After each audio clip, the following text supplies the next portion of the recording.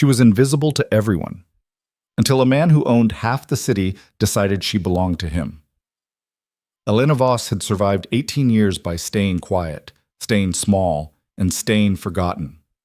But the night she stumbled into Adrian Volkov's world, bleeding, exhausted, and alone, everything shattered. He didn't ask her name. He already knew it. He didn't offer help. He gave orders. And when she tried to run, she discovered the terrifying truth. He'd been watching her for years.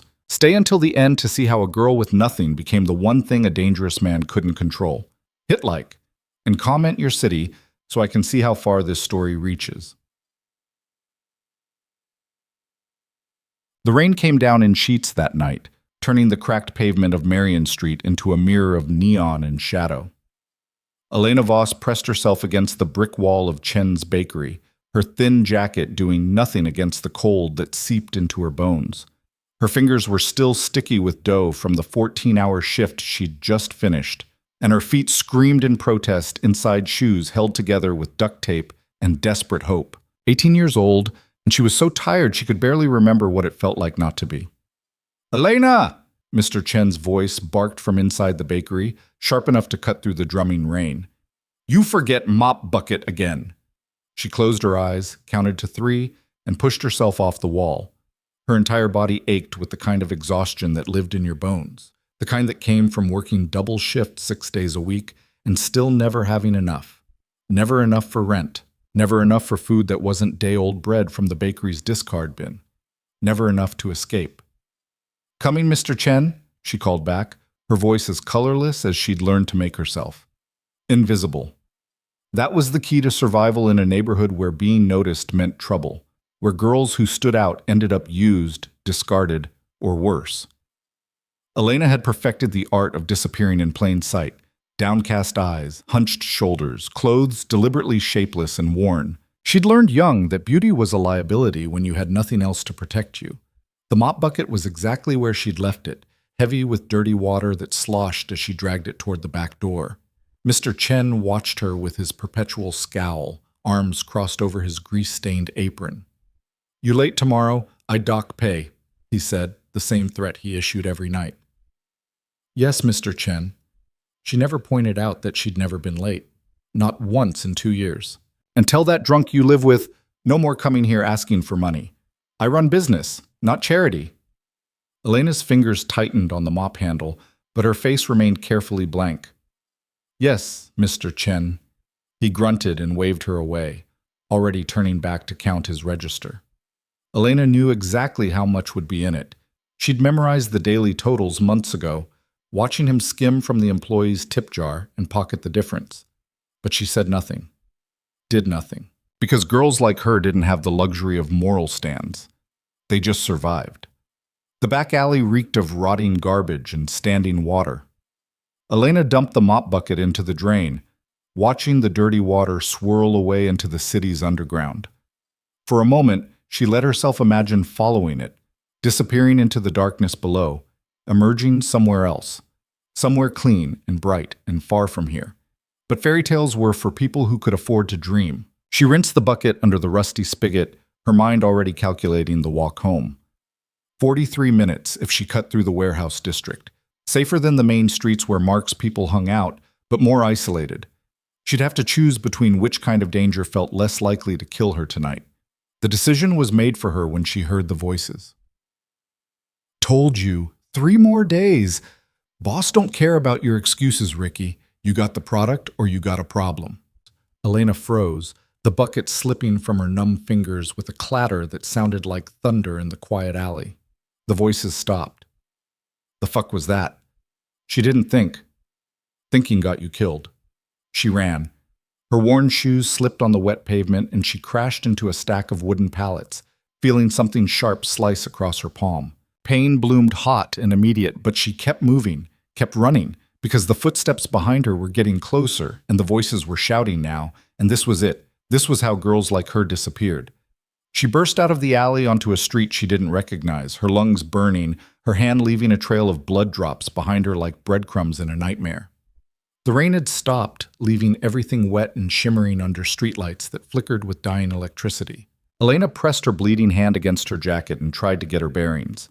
She was somewhere in the business district, glass towers and expensive cars and people who lived in a different universe from hers. She needed to get back to familiar territory, needed to... The black car appeared so suddenly she almost didn't see it. One moment the street was empty. The next, a Mercedes sedan rolled to a stop directly in front of her, silent as a shark cutting through dark water. The back door opened and a man stepped out. Elena's first thought was that he didn't belong here.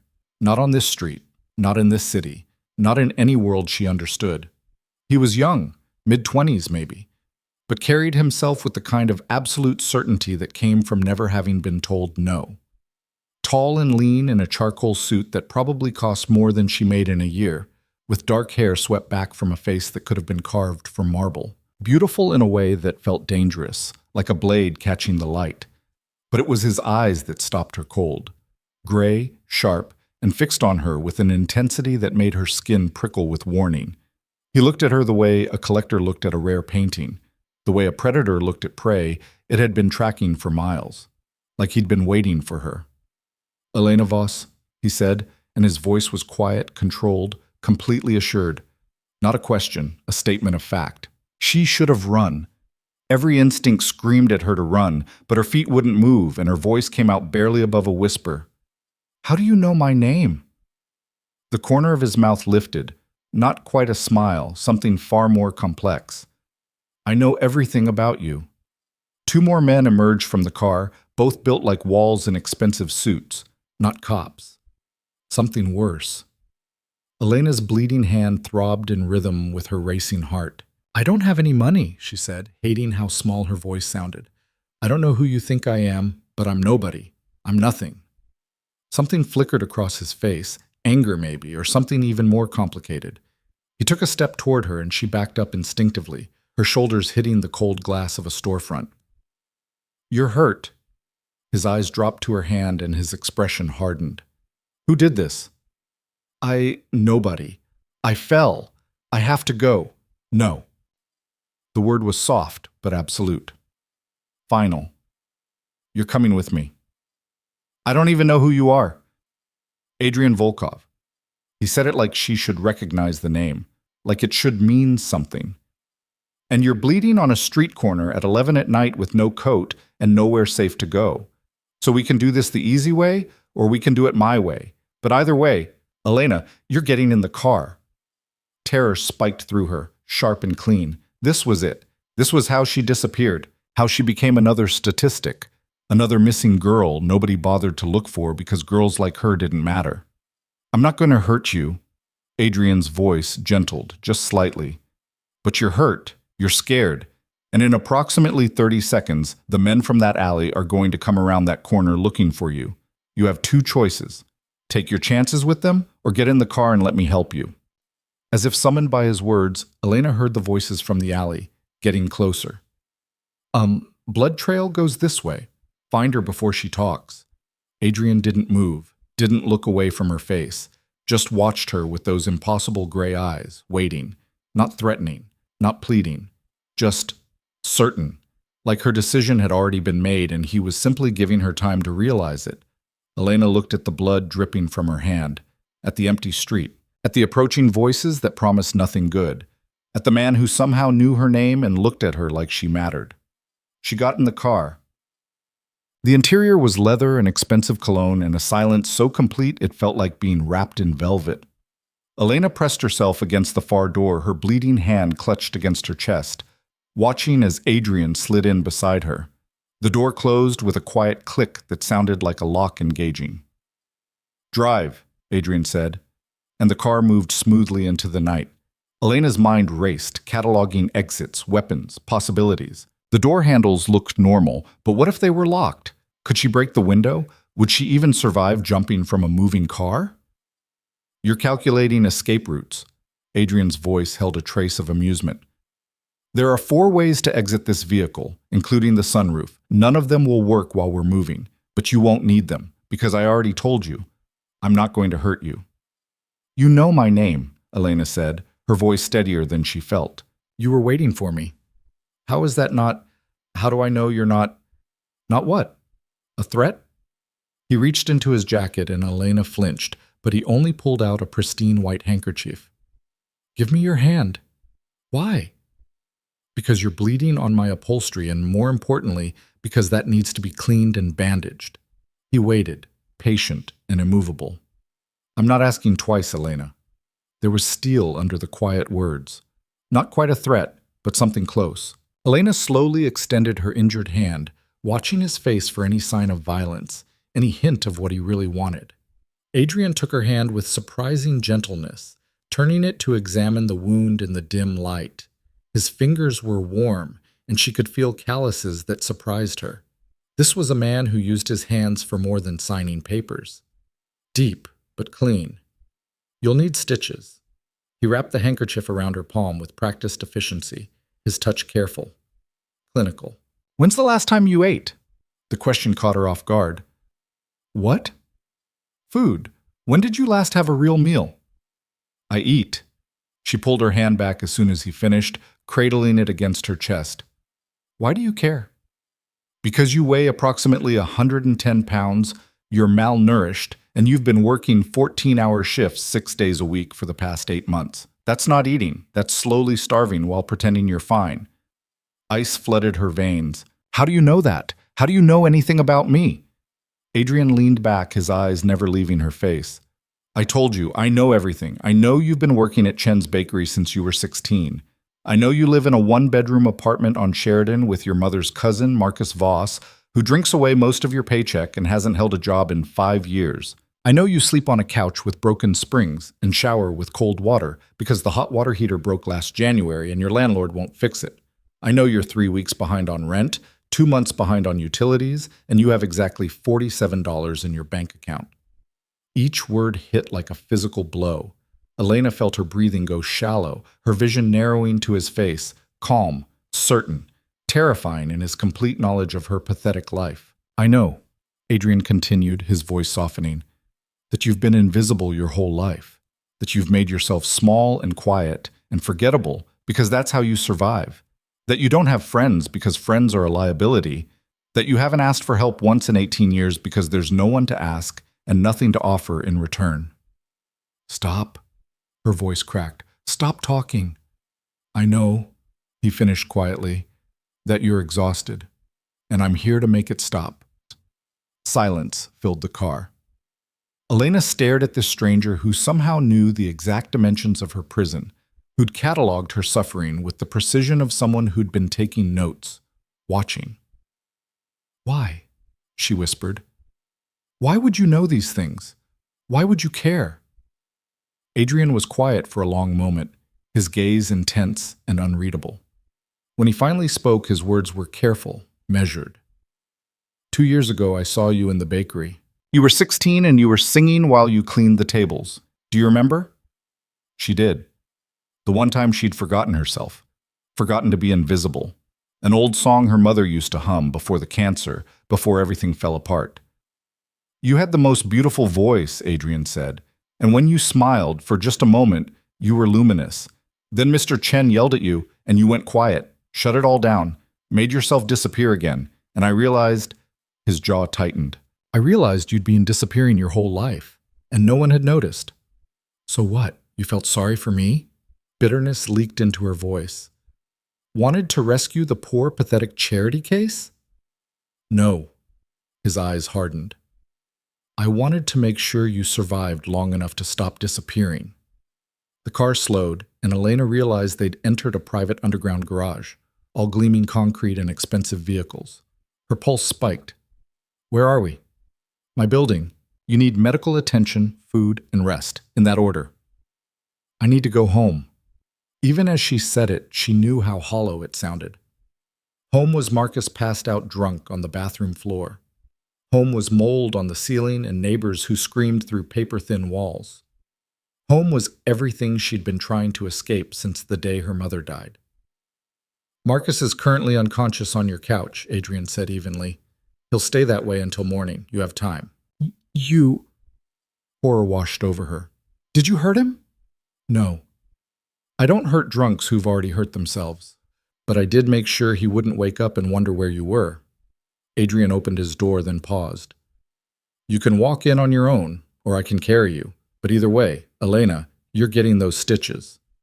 She wanted to argue, wanted to demand he take her back, let her go, leave her alone. But exhaustion crashed over her like a wave, and her injured hand throbbed, and the thought of one night, just one night, where she didn't have to be scared or hungry or invisible. She got out of the car. Adrian's apartment wasn't an apartment. It was a penthouse that occupied the entire top floor of one of the glass towers she'd seen from the street. All floor-to-ceiling windows and minimalist furniture, and the kind of stark, cold wealth that felt more like a museum than a home.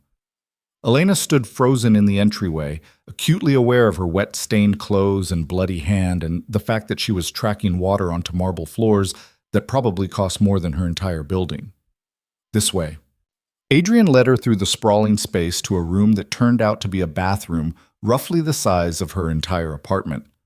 White marble, gleaming fixtures, a shower with glass walls that left nothing to the imagination. Sit. She sat on the edge of an enormous bathtub, watching as he opened cabinets and pulled out what looked like a professional medical kit. He worked in silence, laying out supplies with practiced efficiency. "You know first aid," she said, more to fill the silence than because she cared. "I know a lot of things." He knelt in front of her, taking her hand again. "This is going to sting." He wasn't lying. Elena bit her lip to keep from crying out as he cleaned the wound with something that felt like liquid fire. Her eyes watered, but she refused to make a sound, refused to show weakness in front of this man who already knew too much. "You can cry," Adrian said quietly, threading a needle with steady hands. "You don't have to be strong for me." "Yes, I do." The words came out before she could stop them. "Because if I'm not strong, I'm nothing. I'm just another girl who couldn't handle it." His hands stilled. When she dared to look at his face, she found him watching her with something that looked almost like pain. "You've been handling it alone since you were 14 years old," he said. "You've been strong enough for 10 lifetimes. You can rest now." "I don't know how." "Then I'll teach you." He stitched her hand with the skill of someone who'd done it many times before. 5 neat sutures that pulled the wound closed. Elena watched his face instead of the needle, trying to understand who this man was, what he wanted, why he looked at her like she was something precious instead of worthless. "Done." He bandaged her hand carefully, then stood. "Food next, then sleep." I can't stay here." Panic fluttered in her chest. "I have work tomorrow. Mr. Chen will—" "You don't work at Chen's anymore." The world tilted. "What?" Adrian walked to the doorway, his back to her. "You're not going back there. Not tomorrow. Not ever." "You can't just—" Elena surged to her feet, ignoring the pain in her hand. "You can't decide that. That's my job, my money, your prison." He turned, and the intensity in his eyes stole her breath. "That place was killing you slowly, and I'm not going to watch it happen anymore." "You've been watching me for 2 years." The words burst out loud and raw.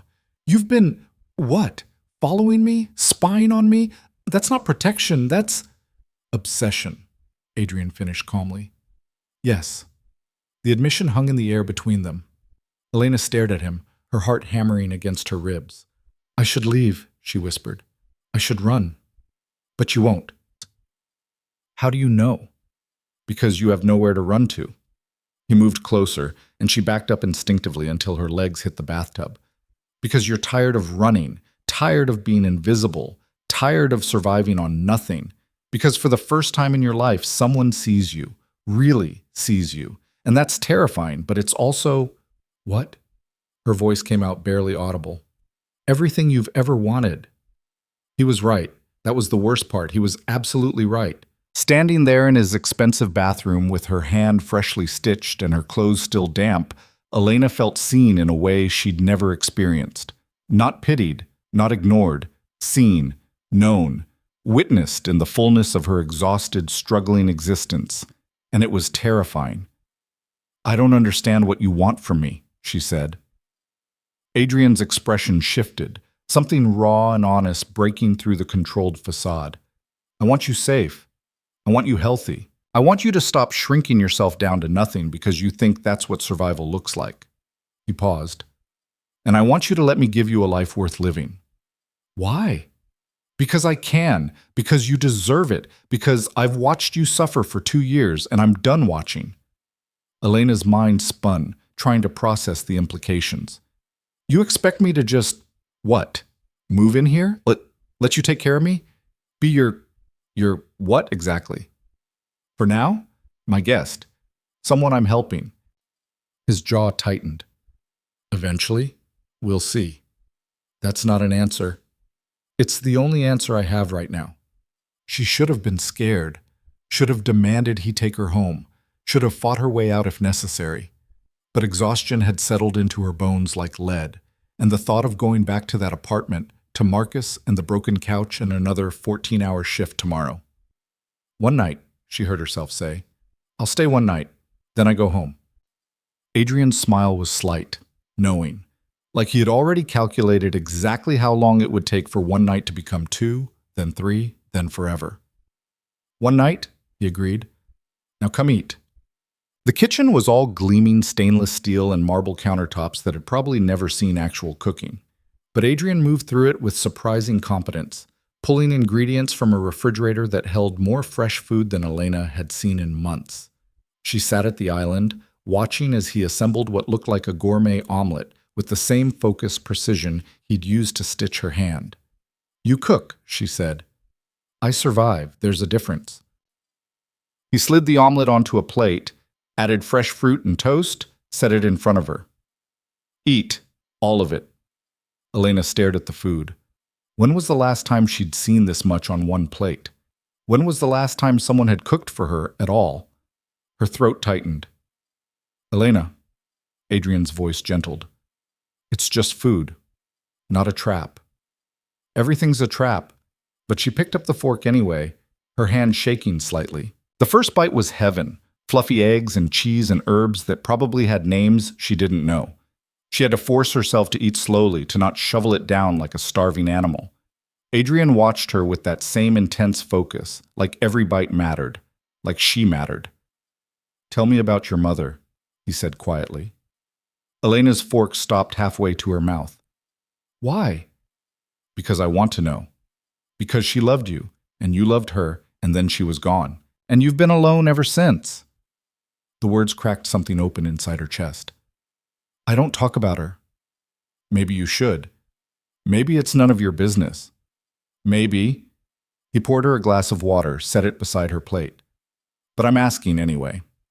Elena took a bite, chewed slowly, buying time. Why was she even considering this?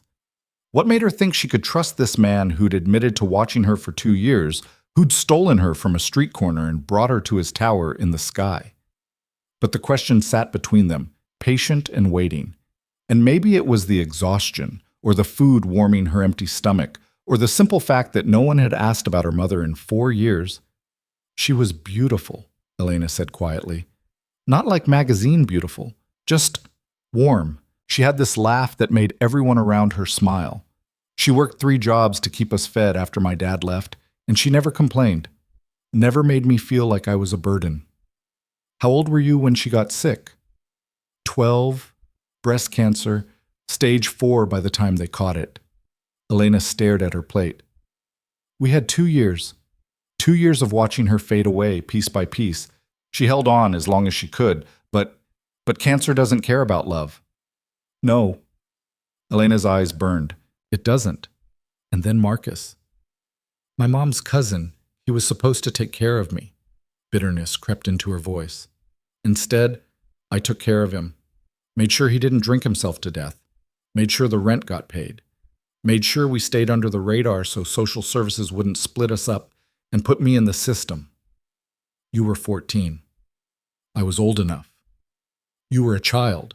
Adrian's voice hardened, and he stole your childhood. Elena looked up, meeting his eyes. You really have been watching me. Every day for 2 years. The admission should have terrified her, should have sent her running for the door. Instead, she felt something else, a strange, dangerous curiosity. Why didn't you approach me before? Adrian was quiet for a long moment. Because you weren't ready. Because I needed to be sure I could protect you properly. Because he paused. Because I knew that once I took you, I wouldn't be able to let you go. The words hung in the air, heavy with implication. Elena's heart hammered against her ribs. Took me, she repeated, like I'm something to possess. Aren't you here? Because you gave me no choice. I gave you two choices, me or the men from the alley. You chose me. That's not...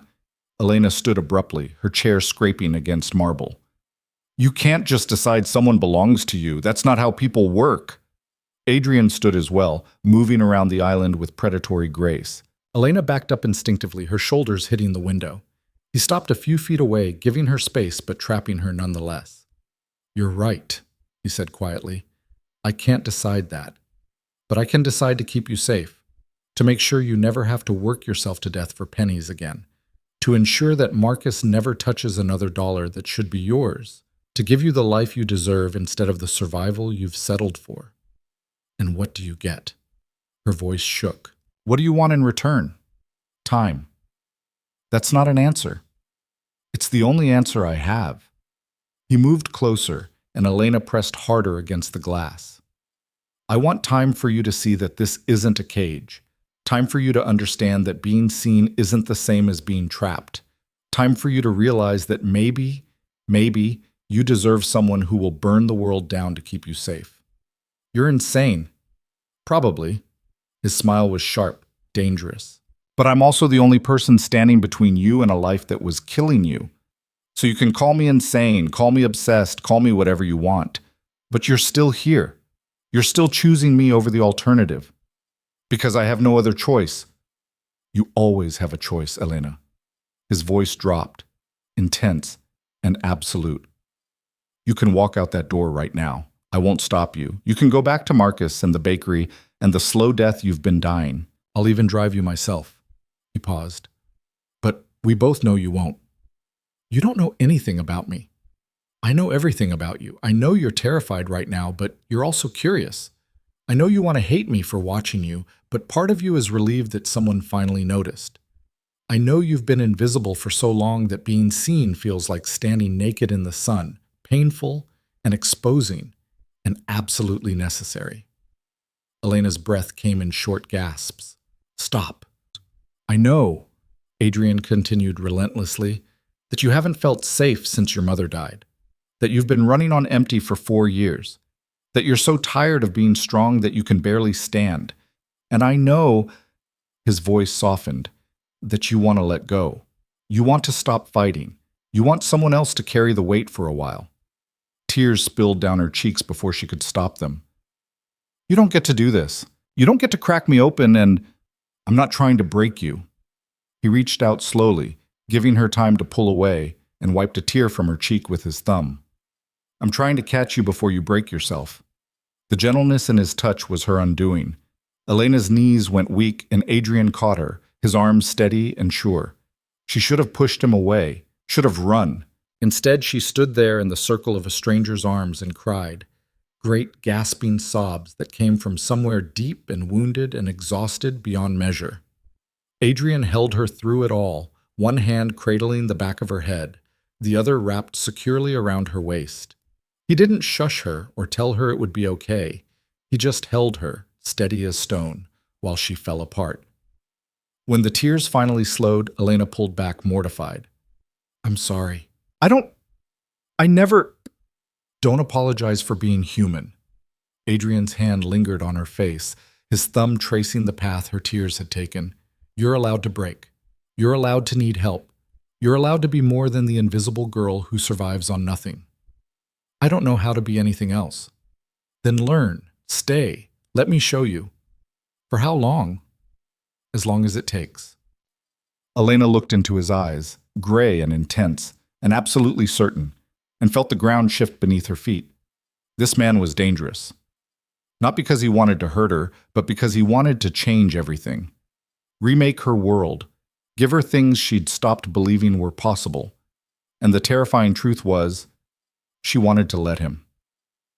1 week, she heard herself say. I'll stay 1 week, then I decide. Adrian's smile was slow, triumphant. 1 week. He was already calculating. She could see it in his eyes. Already planning how 1 week would become 2, then a month, then forever. He'd said he was obsessed, and she believed him. The question was whether she was brave enough or broken enough to let that obsession consume them both. But tonight, she was too tired to care. "I need to sleep," she said. "This way." He led her through the penthouse to a bedroom that was all crisp white linens and soft lighting. Not his room, she could tell by the untouched quality, the lack of personal items. A guest room, safe, neutral. "There are clothes in the dresser," Adrian said from the doorway. "Shower if you want. I'll be down the hall if you need anything." "Why are you doing this?" The question escaped before she could stop it. "Really? Why me?" Adrian was quiet for a long moment, his expression unreadable. Because 2 years ago, I watched a girl sing while she cleaned tables, and for 30 seconds, she was the most alive thing I'd ever seen, and then she disappeared, made herself nothing." His jaw tightened. "And I decided right then. I would do whatever it took to make her visible again, to make her real, to make her mine. I'm not yours. Not yet." He smiled slightly. "But you will be." He closed the door before she could respond, leaving Elena alone in a room that cost more than she'd earned in her entire life. She stood there for a long moment, trying to process everything that had happened. 24 hours ago, her biggest concern had been whether she could afford to eat lunch. Now she was standing in a stranger's penthouse, stitched up and fed and wrapped in an obsession she didn't understand. She should leave, should run while she still could. Instead, she showered in water that was actually hot, changed into silk pajamas that felt like sin against her skin, and climbed into a bed so soft it felt like floating. And for the first time in 4 years, Elena Voss slept without nightmares. Elena woke to sunlight streaming through floor-to-ceiling windows and, for one disoriented moment, forgot where she was. The sheets were too soft, the room too quiet, the air too clean. Then memory crashed back. The alley, the blood, Adrian's gray eyes watching her like she was something worth saving. She sat up, her bandaged hand throbbing with dull pain. The clock on the nightstand read 10:47 a.m. Panic seized her chest. She was late.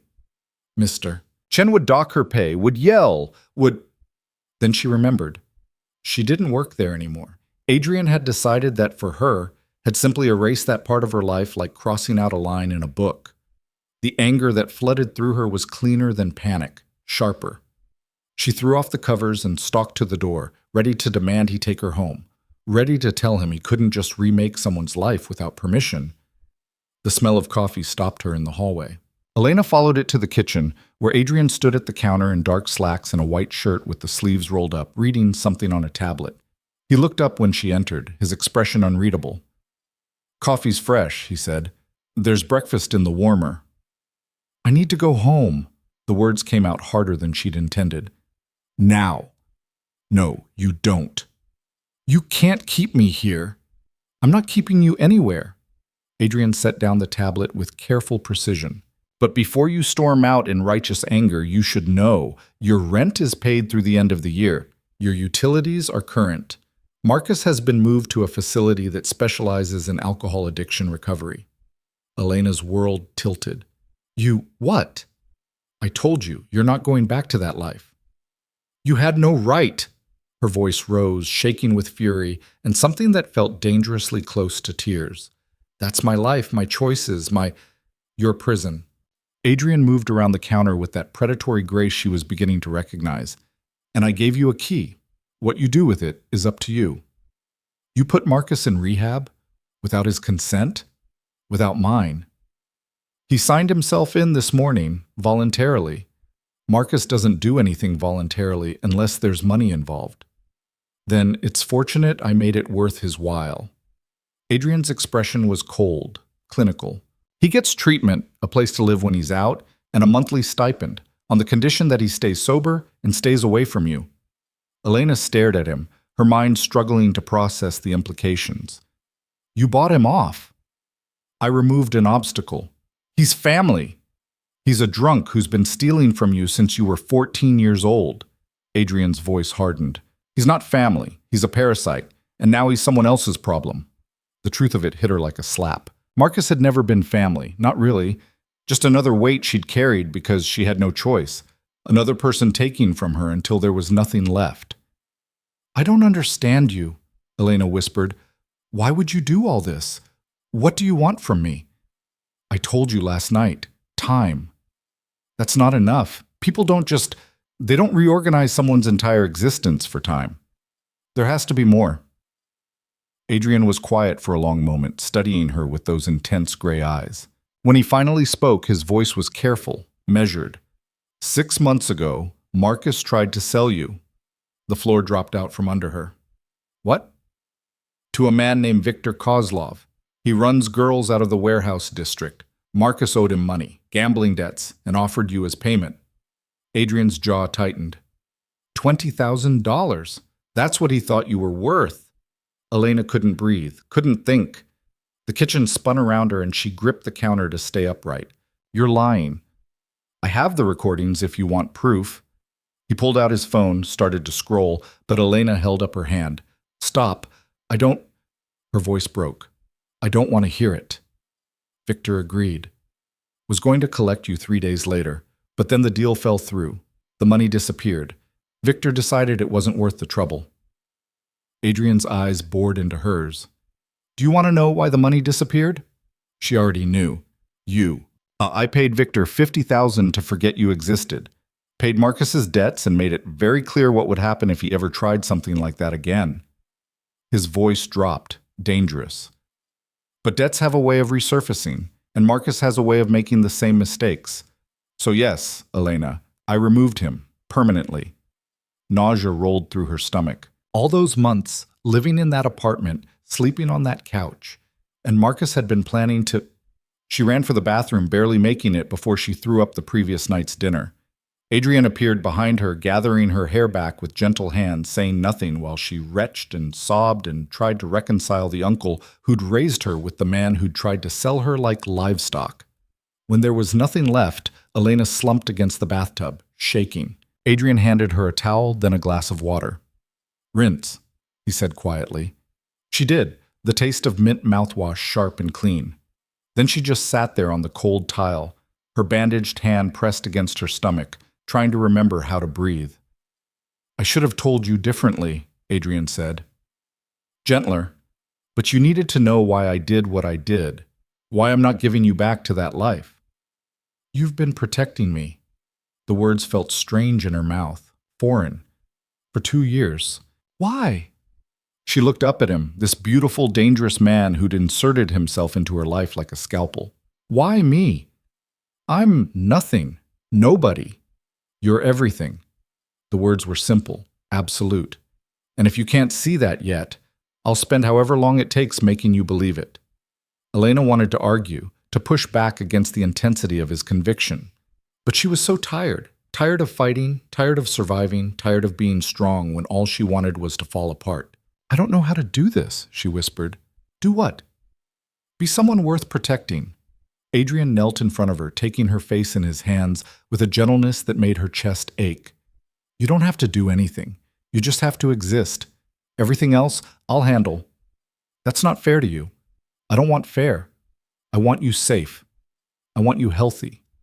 I want you to have the life you deserve instead of the survival you've settled for. His thumbs traced her cheekbones. Let me give you that, please. The please broke something in her.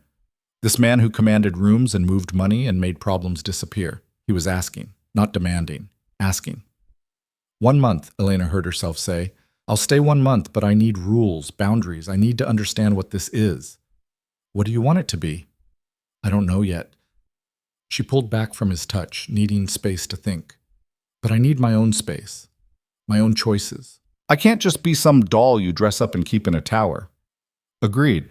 What else? I need something to do. I can't just sit around all day. You could go back to school, finish your degree.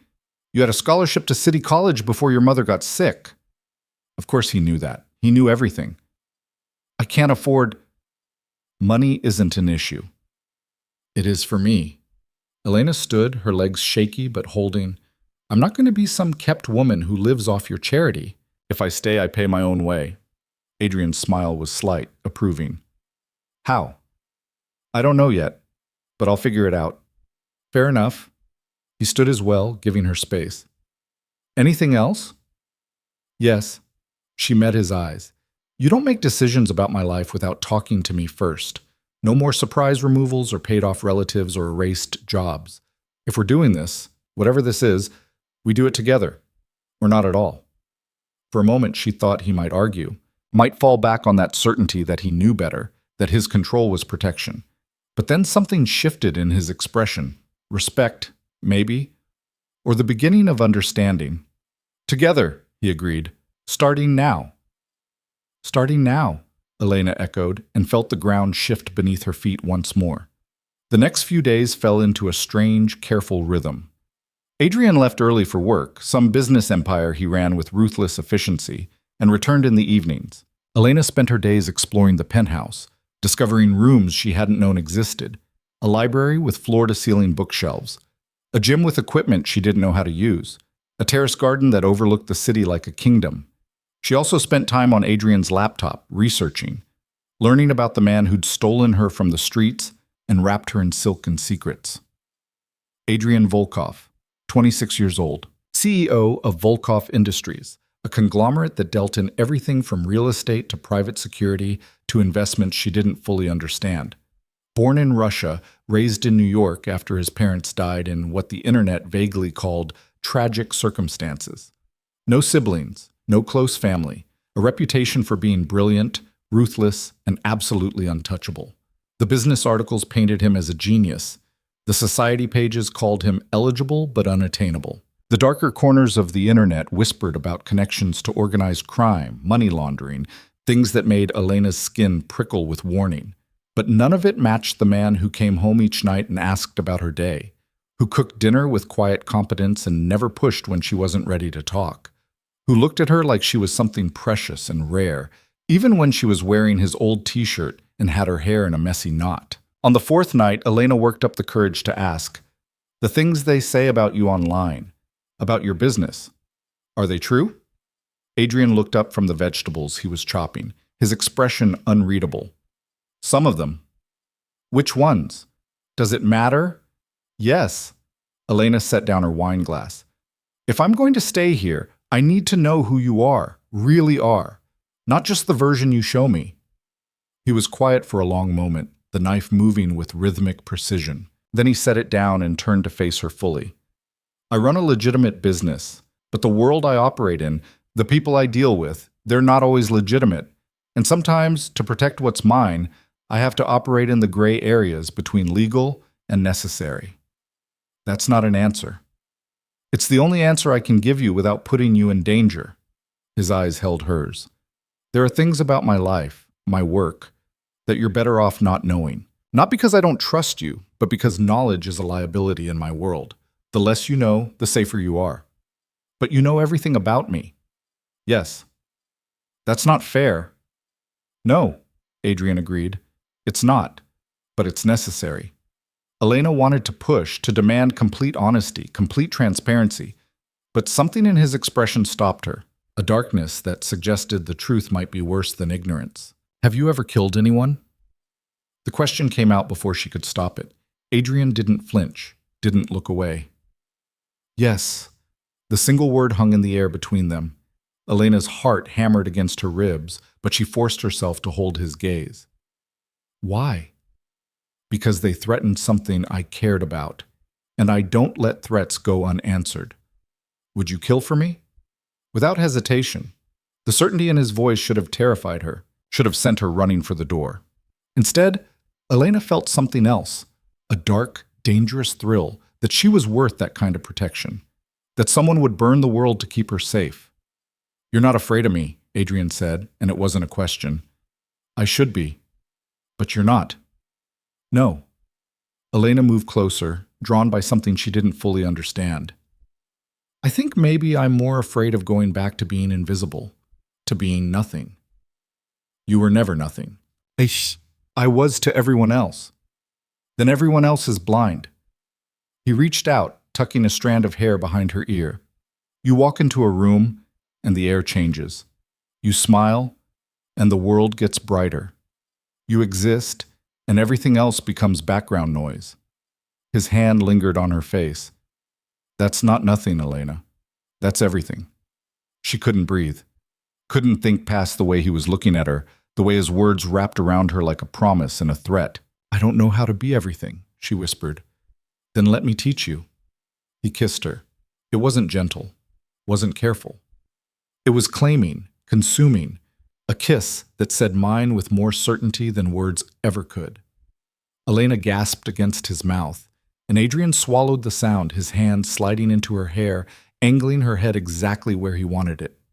She should have pushed him away, should have established boundaries, maintained distance. Instead, her hands fisted in his shirt, pulling him closer, desperate for more of this feeling, this being wanted, being claimed, being seen so completely there was nowhere left to hide. Adrian pulled back first, his breathing ragged, his eyes dark with want. We should stop. Why? Elena's voice came out breathless, needy. Because if we don't stop now, I won't be able to. His thumb traced her swollen bottom lip. And you're not ready for what happens next. What if I am? You're not. He stepped back, putting careful distance between them. You're still figuring out what you want, what this is. I'm not going to take advantage of that confusion. You kissed me. I did. And I'll do it again. But not until you're certain. Not until you choose me with full knowledge of what that means. And what does it mean? Adrian's smile was sharp, dangerous. It means you're mine, completely, in every way that matters. And I don't share, Elena. I don't compromise. I don't let go. That's not love. That's possession. Sometimes they're the same thing. No. Elena shook her head. Love is choosing someone every day. Possession is taking away their ability to choose. Then I'll wait until you choose me. His eyes held hers. But make no mistake, you will choose me. Because I'm the only one who sees you, the only one who knows what you need before you know it yourself, the only one who will never let you disappear again. The certainty in his voice should have made her angry, should have made her want to prove him wrong. Instead, it made her wonder if he was right. If she'd already chosen him the moment she got in that car, if everything since then was just her catching up to a decision her heart had made without permission. I need air, she said, and fled to the terrace before he could respond. The city spread out below her like a glittering map of possibility. Somewhere down there was her old life. The bakery, the apartment, the invisible girl who survived on nothing. But up here, she was something else. Someone else. A girl who drank wine and wore silk and was wanted by a man who could have anyone. The question was whether she was brave enough to let herself become that person, or stupid enough. Elena, Adrian's voice came from behind her, careful. I pushed too hard. I'm sorry. Don't apologize for wanting me. She didn't turn around. Apologize for thinking you can decide who I belong to. I don't think it. I know it. He moved to stand beside her, close but not touching. You've been mine since the moment I saw you sing in that bakery. The only question is how long it takes you to accept it. You're insane. Probably. His smile was slight. But I'm also right. Elena wanted to argue, to push back against his absolute certainty. But the truth was, she felt it too. This pull, this inevitability, like they'd been moving toward each other for years and had finally collided. What happens when the month is up? She asked quietly. You decide, stay or go, but if you go... His jaw tightened. If you go, I'll still protect you, still make sure you're safe, but I won't interfere, won't insert myself into your life. I'll let you disappear if that's what you choose. You do that? Just let me walk away? If that's what you truly wanted. His eyes met hers, but I don't think it is. He was right. That was the terrifying part. Elena didn't want to go back to being invisible, didn't want to survive on scraps and exhaustion, didn't want to be alone anymore.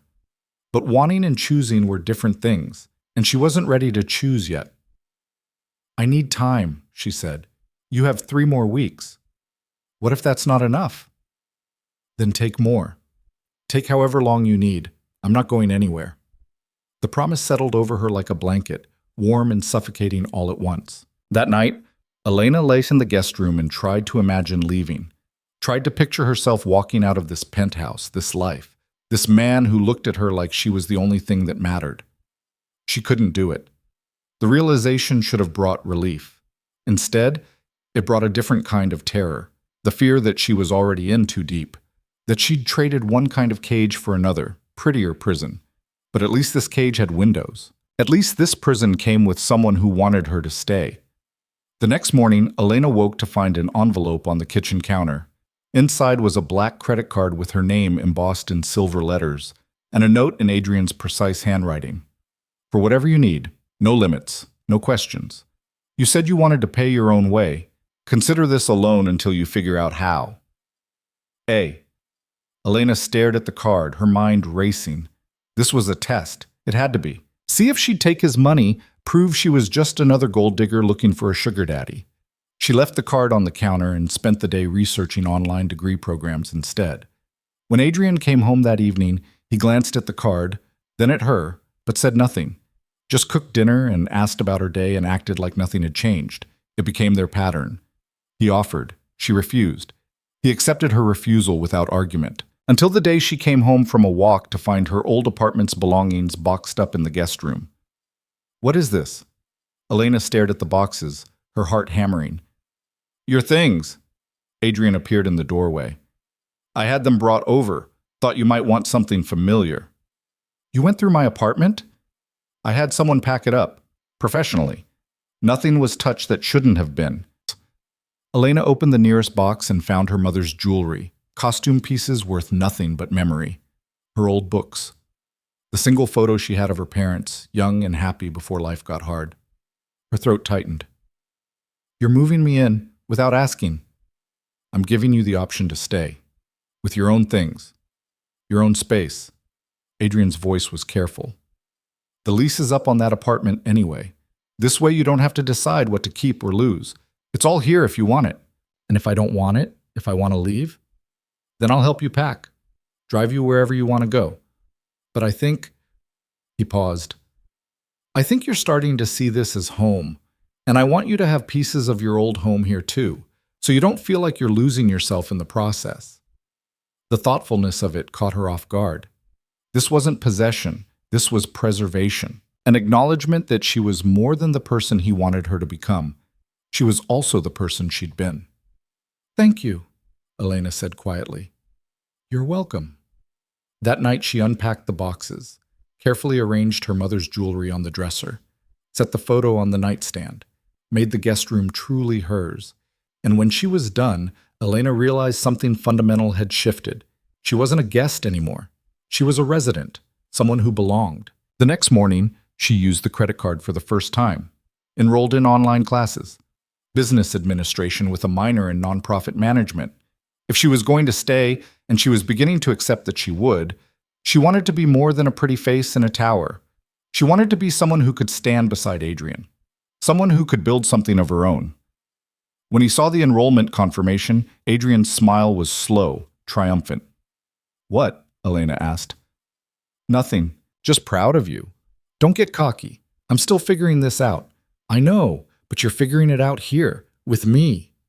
He pulled her close, pressing a kiss to her forehead. That's enough. For now, Elena thought, but soon enough, they'd need to define what here meant, what with me entailed. Soon enough, she'd have to choose. But tonight, she let herself be held, let herself feel safe, let herself imagine a future where invisible girls became visible women and monsters learned to be gentle with the things they loved.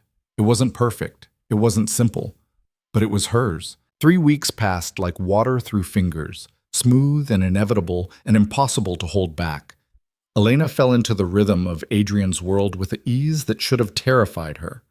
Morning coffee on the terrace while she studied for her online classes. Afternoons in the library, losing herself in business theory and nonprofit case studies. Evenings when Adrian came home and they cooked together, talked, existed in the same space like it was the most natural thing in the world.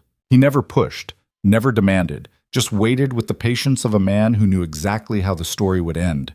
And Elena felt herself softening toward that ending, even as part of her fought against the inevitability of it.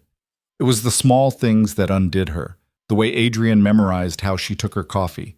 The way he'd leave books on her nightstand. Ones she'd mentioned wanting to read in passing conversations she didn't think he'd been listening to. The way he never made her feel small or stupid when she asked questions about his world, his business, the life he inhabited with such absolute command. The way he looked at her when he thought she wasn't watching, like she was a miracle he'd stopped believing in until she appeared. But the careful balance shattered on a Tuesday afternoon when Elena answered Adrian's phone without thinking. She'd been studying in his office. He'd given her a desk there after she'd mentioned wanting a quiet space to work. When his cell rang, she glanced at the screen, saw it labeled Marcus, and her hand moved before her brain could stop it. Hello? Silence. Then heavy breathing and a voice she'd hoped never to hear again. Elena? That you? Her blood turned to ice. Marcus? Where the hell are you? I've been trying to reach you for weeks. That bastard Volkov said you were staying with him, but I didn't believe. Are you okay? Did he hurt you? The genuine concern in his voice made her want to scream. This man who'd tried to sell her, who'd drunk away her childhood, who'd stolen every dollar she'd ever earned, and he had the audacity to sound worried. I'm fine, Elena said, her voice cold. Better than fine, actually. Look, I know you're probably mad about the rehab thing, but it wasn't my idea. Volkov forced me into it, said he'd hurt me if I didn't go. You gotta get out of there, sweetheart. Guy's dangerous. He's been asking questions about you, about your mom, about you trying to sell me to Viktor Kozlov? The silence on the other end was deafening. He told you about that? Marcus's voice turned sharp. Whatever he said, it's not what it sounds like. I was trying to protect you, but by selling me for $20,000? It wasn't like that. Kozlov was going to come after both of us. I owed him money, and he said if I didn't pay, he'd take you anyway. At least my way, you'd have been safe? Elena's laugh was bitter. You actually believe that? You don't understand how these people work. Volkov's one of them, Elena. He's not some white knight rescuing you. He's a criminal who owns half the illegal operations in this city. Whatever he wants from you, it's not good. He wants me safe, healthy, happy, which is more than you ever wanted. I raised you, Marcus's voice rose. After your mom died, I took you in when I didn't have to. Fed you, kept a roof over your head, with my money, from my paychecks that you drank away while I starved. Elena stood pacing the office. You didn't raise me, Marcus. I raised myself while you slowly destroyed everything Mom left behind. So what? You're just going to stay with him? Play house with a man who's probably twice your age and definitely out of your league? What happens when he gets bored, huh? When he finds someone prettier, younger, more his speed? You'll come crawling back with nothing, and I won't be there to pick up the pieces. Good. The word came out hard, final. Because I'm done being picked up and put back together by people who only break me worse. I'm done being invisible. I'm done surviving on scraps. And I'm especially done with you. Elena, wait. She hung up, stood there shaking, adrenaline coursing through her veins like fire. The phone rang again immediately, Marcus's name flashing on the screen. Elena declined the call, then blocked the number with trembling fingers. That sounded intense. Elena spun to find Adrian in the doorway, his expression carefully neutral. She hadn't heard him come in. I'm sorry. Your phone rang and I didn't think it's fine. He moved into the room, closing the distance between them. You okay? He tried to make it sound like he was protecting me, like selling me to Kozlov was somehow noble. Angry tears burned her eyes. How do people do that? How do they twist reality until they're the hero of their own story? Because the alternative is admitting they're the villain. And most people aren't brave enough for that kind of honesty. Adrian reached out, wiping away a tear with his thumb. What did you tell him? That I was done. That I'm not going back. She looked up at him, this man who'd reorganized her entire existence. Was he right about you being dangerous? Yes. About you being a criminal? That depends on your definition of criminal. That's not an answer. It's the most honest one I can give you. Adrian's jaw tightened. I operate in worlds where legal and moral don't always align, where protecting what's mine sometimes means crossing lines most people wouldn't, where power is currency and violence is language. Yes, Elena, I'm dangerous, but never to you. How do I know that? Because if I wanted to hurt you, I've had 100 opportunities. Because I've spent 2 years protecting you from dangers you didn't even know existed.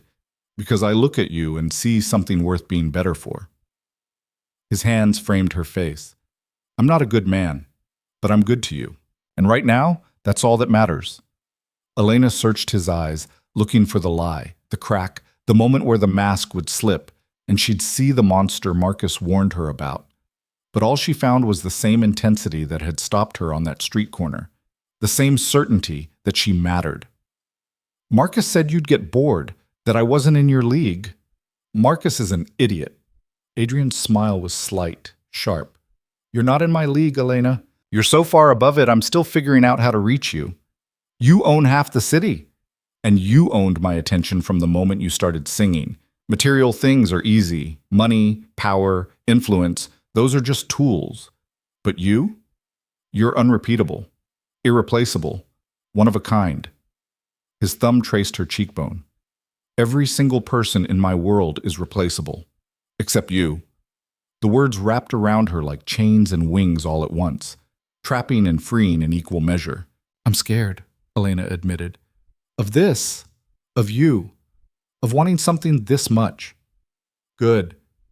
Fear means you're paying attention, means you understand the stakes. He leaned in, his forehead resting against hers. But let me make something clear. You're not something I'll get bored with. You're not a phase or a project or a pretty distraction. You're the only thing in my life that matters more than the life itself. That's not healthy. Probably not, but it's honest. Elena closed her eyes, breathing in his scent, expensive cologne and coffee and something uniquely him. She was standing on a cliff edge and every instinct screamed at her to step back, to protect herself, to run before the fall destroyed her. But she was so tired of running. The month is almost up, she said quietly. I know.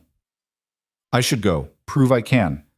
Prove this isn't just Stockholm Syndrome or dependence or... Do you want to go? No.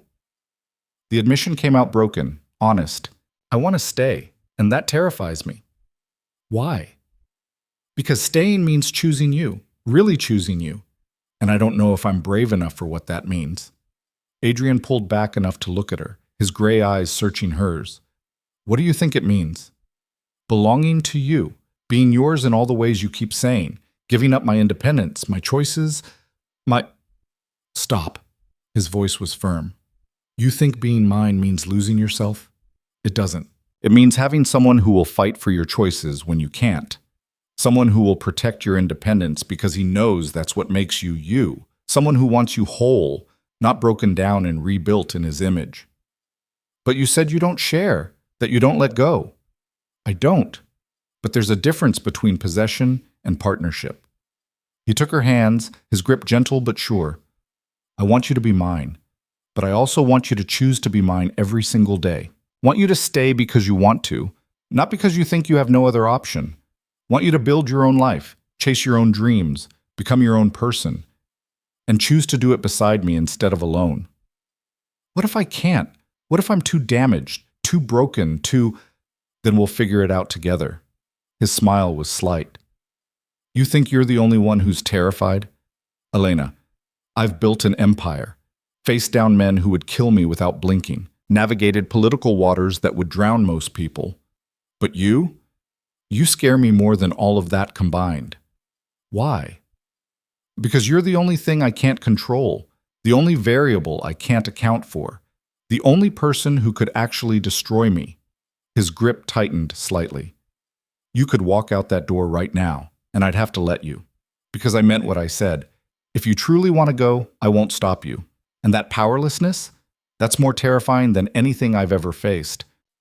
Elena stared at him, this powerful man admitting weakness, admitting fear, admitting that she, invisible, forgettable Elena Voss, had the power to break him. The realization was intoxicating. I'm not going anywhere, she said, and watched relief flash across his face. But I need something from you. Name it. Honesty. Real honesty. No more dancing around the truth or protecting me from your world. If I'm staying, if I'm choosing this, I need to know exactly what I'm choosing. Adrian was quiet for a long moment. Then he stepped back, his expression shifting to something harder, more businesslike. Okay, but not here. Come with me. He led her through the penthouse to a room she'd never seen before, hidden behind what looked like a bookshelf but was actually a concealed door. Inside was an office that made his public workspace look like a child's playroom. Multiple monitors, encrypted computers, files locked in a safe that probably cost more than a car. Adrian pulled out a folder and handed it to her. This is who I am. Really am. Elena opened it with shaking hands. Inside were documents, photos, reports, evidence of a life far more complex than she'd imagined. Volkov Industries was legitimate, yes, but it was built on foundations that weren't. Money laundering operations disguised as investments. Private security firms that were actually mercenary outfits. Real estate acquisitions that pushed out criminal competition and replaced it with Adrian's own network. He wasn't just dangerous. He was a kingpin operating in plain sight. I don't understand, Elena said, flipping through pages. How are you not in prison? Because I'm careful, because I have people in law enforcement who look the other way, because I provide services that powerful people need and can't get through legal channels. Adrian leaned against the desk. I'm not a good guy, Elena. I've done things that would horrify you, hurt people, destroyed lives, built an empire on blood and fear and absolute control. Have you killed people? She asked it again, needing confirmation. Yes, not many, but when necessary, yes. Recently? Last year. A man named Dmitry Sokolov tried to expand his trafficking operation into my territory. I told him to leave. He refused, so I removed him. Elena's stomach turned. Trafficking? Like girls, women, children sometimes. Adrian's voice was hard. I don't allow it in my territory, ever. It's one of my few absolute rules. Dmitry knew that. Challenged it anyway, so I made an example of him. You killed a human trafficker. Elena tried to process that. That's not exactly murder? It is. No matter how I justify it, I took a life, several lives, actually. Dmitry didn't work alone. He watched her carefully. Does that change things, knowing what I'm capable of? It should have. Should have sent her running, screaming, calling the police.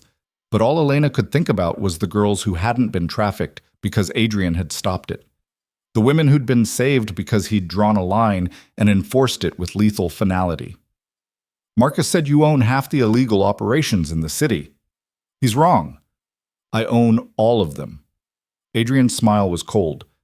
The difference is, I run them with rules. No trafficking, no hard drugs, no violence against civilians. People who work for me get fair wages, protection, medical care. I'm not a hero, Elena, but I'm better than the alternative. You're a crime lord with a conscience. Something like that.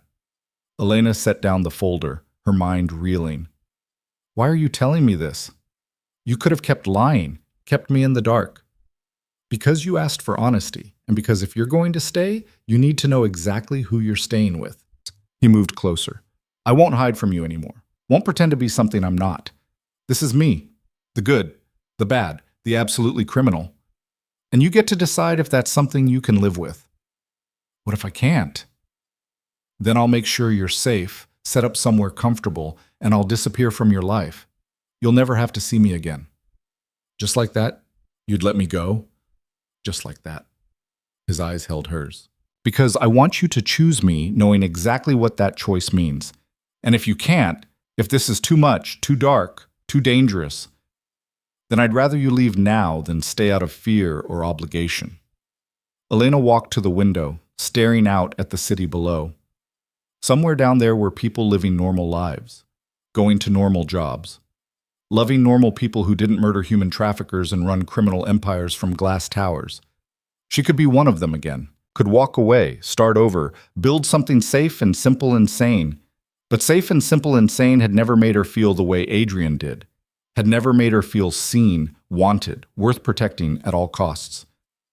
My mother used to say that people aren't all good or all bad, Elena said quietly, that we're all just trying to survive with the tools we have. She said the measure of a person wasn't their worst moment, but what they chose to do after. Your mother sounds wise. She was. Elena turned to face him. So what are you choosing to do? After all those worst moments? Protect you. Build something with you.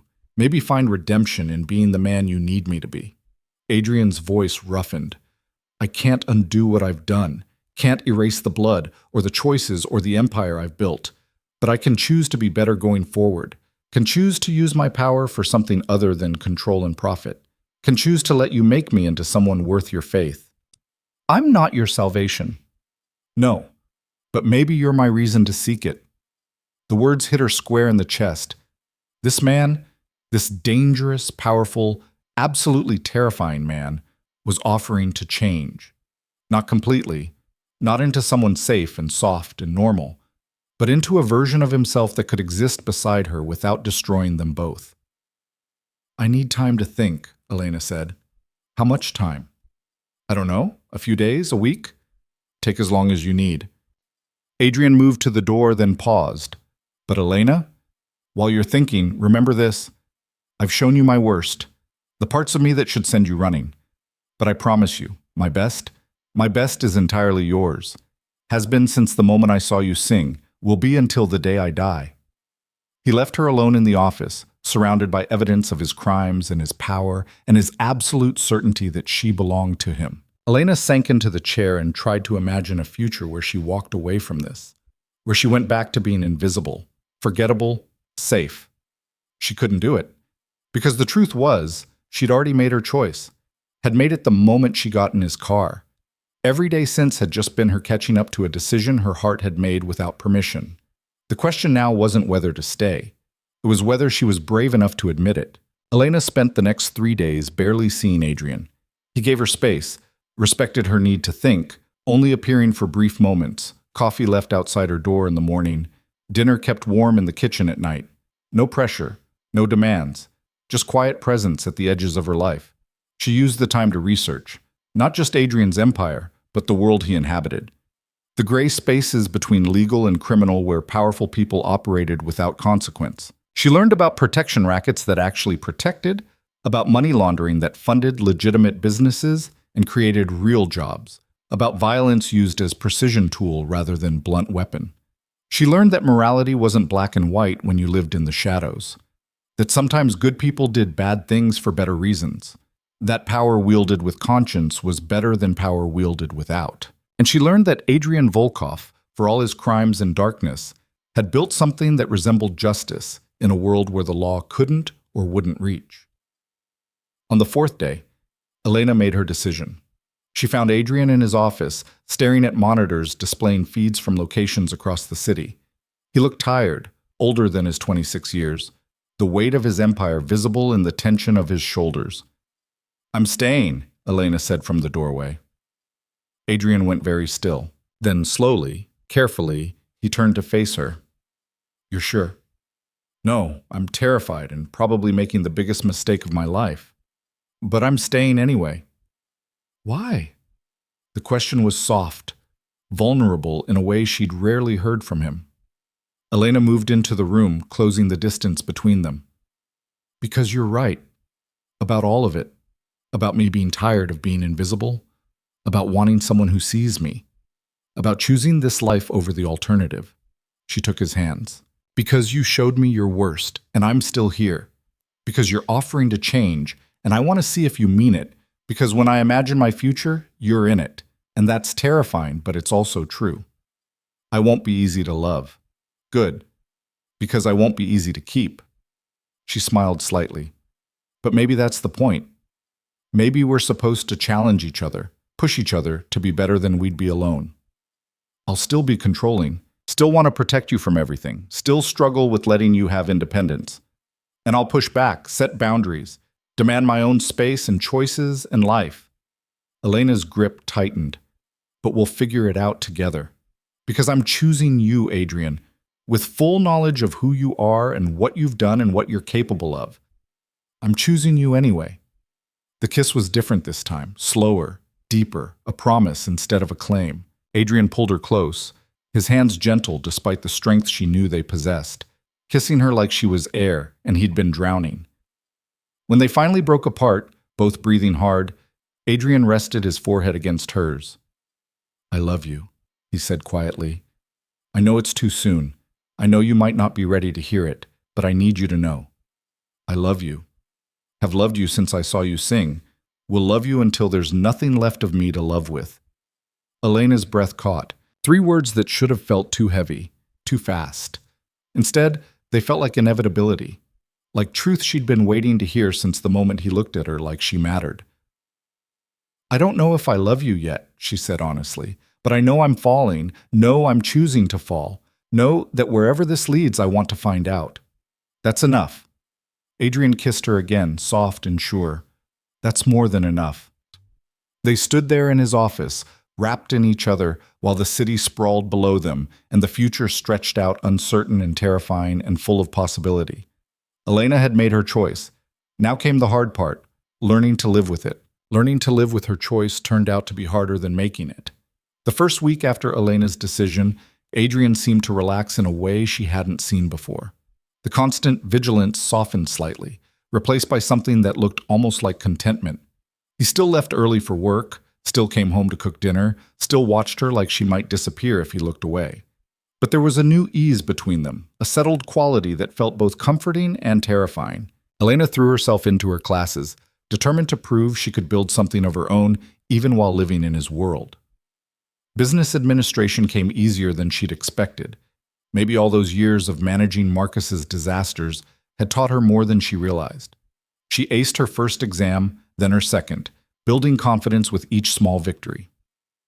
But the cracks started showing when Adrian's world collided with hers in ways she hadn't anticipated.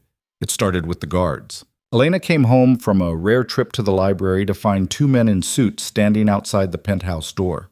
They weren't threatening exactly, but their presence was unmistakable. These were Adrian's people, and they were there because of her. "What's this?" she asked Adrian when she got inside, trying to keep her voice level. He looked up from his laptop, his expression carefully neutral. "Security, standard protocol." "For what?" "For you." "I don't need guards." "You do now." Adrian closed his laptop with deliberate precision. "Word's gotten out that you're with me. That makes you a target." "A target for what?" "For anyone who wants to hurt me." His voice was matter-of-fact, like he was discussing the weather.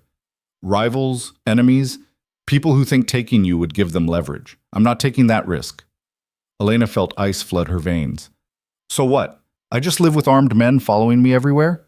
"That's not protection, Adrian. That's a cage. It's necessary. You don't get to decide that unilaterally. We agreed together, remember? We make decisions together." "This isn't a decision." His eyes hardened. "This is non-negotiable. Your safety isn't something I compromise on. And my freedom is." "If it keeps you alive, yes." The bluntness of it hit her like a slap. Elena stared at him, this man who'd promised partnership, who'd said he wanted her whole and independent. And now he was putting her in a gilded cage because his world was too dangerous for her to exist freely in it. "This is what I was afraid of," she said quietly. "This is exactly what I was afraid choosing you would mean." Something flickered across Adrian's face. Guilt, maybe, or frustration. "Elena, no. Listen to me." She moved closer, needing him to really hear her. "I chose you. I chose this life, knowing it was dangerous, knowing there would be risks, but I can't live in a bubble. Can't be your precious thing locked away in a tower while you deal with the real world. That's not partnership, that's possession. I'm trying to keep you safe, I know, but you can't protect me from everything. You can't control every variable, every threat, every possibility of harm. That's not living, Adrian. That's existing in fear. You don't understand how these people think." His voice rose, rare anger breaking through the control. "What they're capable of. I've seen what happens when someone gets their hands on something I care about. I've cleaned up the aftermath. I won't let that happen to you." "What happened?" Elena asked, her anger cooling into something else. "What did you see?" Adrian was quiet for a long moment, his jaw tight. When he finally spoke, his voice was rough with memory. 5 years ago, I had a partner, not romantic, business. His name was Alexei. He helped me build the foundation of what became Volkov Industries. We were brothers in everything but blood." He paused, his hands clenching. He had a daughter, 12 years old, beautiful, smart, the only good thing in his life. I was her godfather. Elena's stomach dropped. She could already see where this was going. A rival organization wanted leverage, wanted Alexei to hand over territory, give up operations, essentially gut everything we'd built. He refused, so they took Katya. Adrian's eyes went distant, haunted. We got her back, but not before she was damaged in ways that don't heal. She's alive, but she's not the same, will never be the same. And Alexei blamed himself so much he ate a bullet 6 months later. Adrian, I'm so sorry. I swore that day I would never let it happen again, that anyone under my protection would be truly protected, that I would never lose someone because I failed to see the threat coming. He looked at her, and his eyes were raw with old pain and new fear. So yes, Elena, you get guards, you get security protocols, you get every measure I can think of to keep you safe, because I won't survive losing you the way Alexei lost Katya. I can't. The weight of it settled over her. His trauma, his fear, the absolute certainty that love meant control because anything less meant death. Elena wanted to rage against it, to demand her freedom regardless of the cost. But she also understood, in a way that made her chest ache, that this was how Adrian knew how to love. Through protection, through control, through making absolutely certain that nothing could hurt the people he cared about. Okay, she said finally, guards when I leave the building, but not in here, not in our home. This space stays ours. Adrian studied her, clearly wanting to argue. Then he nodded slowly. Okay, and I get to know them. To choose who follows me. I won't have strangers lurking in the shadows. Fair. And if the threat level changes, if something happens that makes this more than precautionary, you tell me, immediately. No protecting me from the truth. Agreed. He moved closer, taking her hands. I know I'm not good at this. At balancing protection and freedom, at letting you live your life while also keeping you safe. But I'm trying, Elena. I'm trying to be what you need. I know. She squeezed his hands. And I'm trying to understand that your fear comes from love, not control. That you're not trying to cage me, you're trying to keep me alive, but you have to try too, to let me breathe, to trust that I can navigate some dangers on my own. I don't know if I can. Then we'll learn together. Elena pulled him close, feeling his tension slowly ease. Because this is what partnership means. Not giving up on each other when it gets hard. Not running when we discover the ugly parts. Just figuring it out day by day until we find a balance that works. Adrian held her tight, his face buried in her hair. I love you too much. There's no such thing. There is. When it makes you irrational. When it makes you want to lock someone away from the world just to keep them safe. When the thought of losing them is worse than the thought of your own death. He pulled back, looking at her with devastating honesty. That's how I love you, Elena. Too much. Too deep. Too consuming. Then I guess it's good I'm not easily consumed. His smile was slight, genuine. No, you're really not. They made peace that night, finding middle ground between his need to protect and her need to be free. But Elena knew it wouldn't be the last time they fought this battle. Knew that Adrian's fear and her independence would clash again and again, each time testing whether they could bend without breaking. The question was whether the love growing between them was strong enough to survive the strain. The guards became part of her routine. Marcus and James, two of Adrian's most trusted men, both surprisingly easy to talk to once she stopped seeing them as jailers and started seeing them as people doing a job. They kept their distance, gave her space, and only intervened once when a drunk man got too aggressive outside the library. Elena watched Marcus handle it with swift efficiency, no violence, just firm removal and a quiet word that sent the drunk stumbling away. Afterward, he'd checked on her with genuine concern, making sure she was okay before resuming his position at a respectful distance. Maybe protection didn't have to feel like a cage. Maybe it could feel like backup. The real test came 3 weeks later when Adrian asked her to attend a charity gala with him. It's important, he said over breakfast, his tone careful. A lot of powerful people will be there. Politicians, business leaders, people who move in the same circles I do. And you want me there, why? Because you're part of my life now. Because I want them to see us together. Because... He paused, something vulnerable flickering across his face. Because I want to show you off. Want everyone to know you're mine. Elena set down her coffee. As what? Your girlfriend? Your kept woman? Your pretty accessory? As my partner. Adrian's voice was firm. The woman I intend to spend my life with. The person who matters more than any business deal or political alliance. I want them to know, if they come for me, they're also coming for you. And that's a line they don't want to cross. So it's strategic. It's also true. He reached across the table, taking her hand. I know you're not comfortable in these situations. Know you'd rather be invisible than the center of attention. But I need you beside me, Elena. Need people to understand that you're not a weakness they can exploit. You're the reason I'm more dangerous than ever. The implications made her shiver. Because you'd burn the world for me. Without hesitation. Elena thought about it. About stepping into Adrian's world fully, publicly. About becoming visible in a way that would make her a permanent target. About choosing, once again, to stay despite the dangers. Okay, she said, I'll go.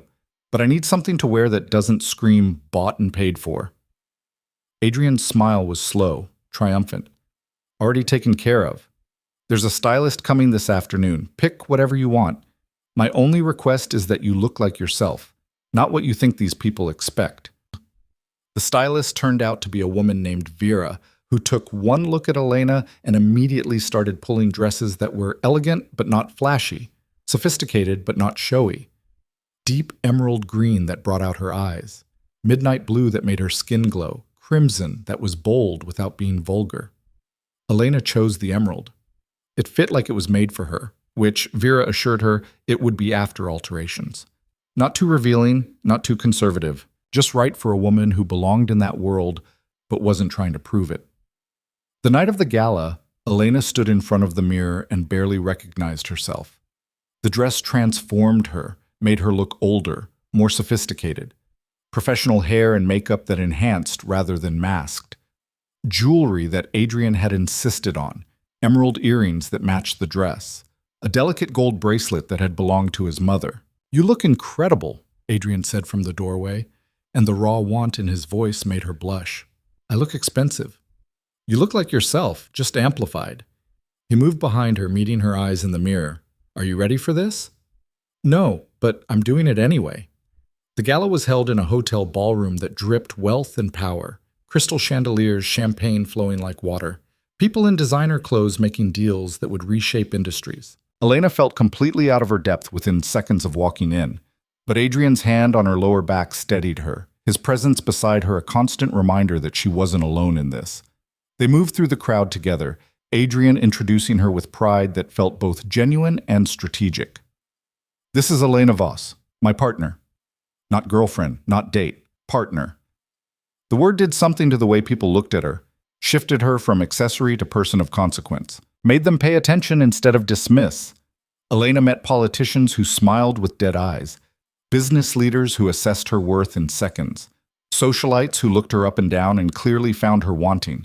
But she also met people who were genuinely kind, a tech CEO who asked about her studies, a philanthropist who was interested in her ideas about nonprofit management, a federal judge who engaged her in actual conversation instead of small talk. The evening was going well until Elena excused herself to use the restroom. Marcus followed at a discreet distance, waiting outside while she freshened up.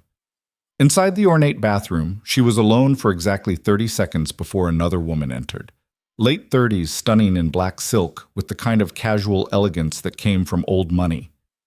You must be Elena, the woman said, her smile not quite reaching her eyes. I'm Victoria Chen. I've heard so much about you. Something in her tone put Elena on guard. I'm sorry, have we met? Not formally, but everyone in Adrian's circle knows about the little waitress he's taken under his wing. Victoria moved to the mirror, reapplying lipstick with practiced ease. It's very sweet, really. Very pretty woman. The comparison stung, but Elena kept her voice level. I worked at a bakery, actually, not a restaurant. Oh, even better, very working class. I'm sure Adrian finds it refreshing after all the society girls he usually dates. Victoria's eyes met hers in the mirror. I should know. I was one of them. Ah, so that's what this was. You and Adrian dated. For 2 years. We were actually engaged at one point. Victoria turned, leaning against the counter. But I called it off, couldn't handle his intensity. his need to control everything, his absolute certainty that he knew what was best for everyone around him. Sounds like you dodged a bullet. Did I? Victoria's smile sharpened. Or did I make a mistake walking away from a man who would have given me the world? I think you got your answer when he didn't come after you. The barb hit home. Victoria's smile tightened. He will, you know. Try to control you. Make decisions without your input. Reorganize your life until you don't recognize it. And you'll let him because you think it's love, think it's protection. But eventually you'll realize it's just a very pretty cage. She moved toward the door, then paused. When that happens, and it will, remember that I tried to warn you. Elena stood alone in the bathroom, Victoria's words echoing in the marble space. Was that her future? Becoming another cautionary tale? Another woman who loved Adrian Volkov until his love suffocated her? She found Adrian in the ballroom, deep in conversation with a group of men who looked like they ate lesser mortals for breakfast. He glanced up, saw her, and something shifted in his expression. He excused himself immediately, moving to her side with concern in his eyes. What's wrong? Nothing, just ran into an ex of yours. Understanding flashed across his face. Victoria. She had some interesting things to say about your controlling nature. I'm sure she did. Adrian guided her toward a quieter corner, away from prying eyes and listening ears. What did she tell you?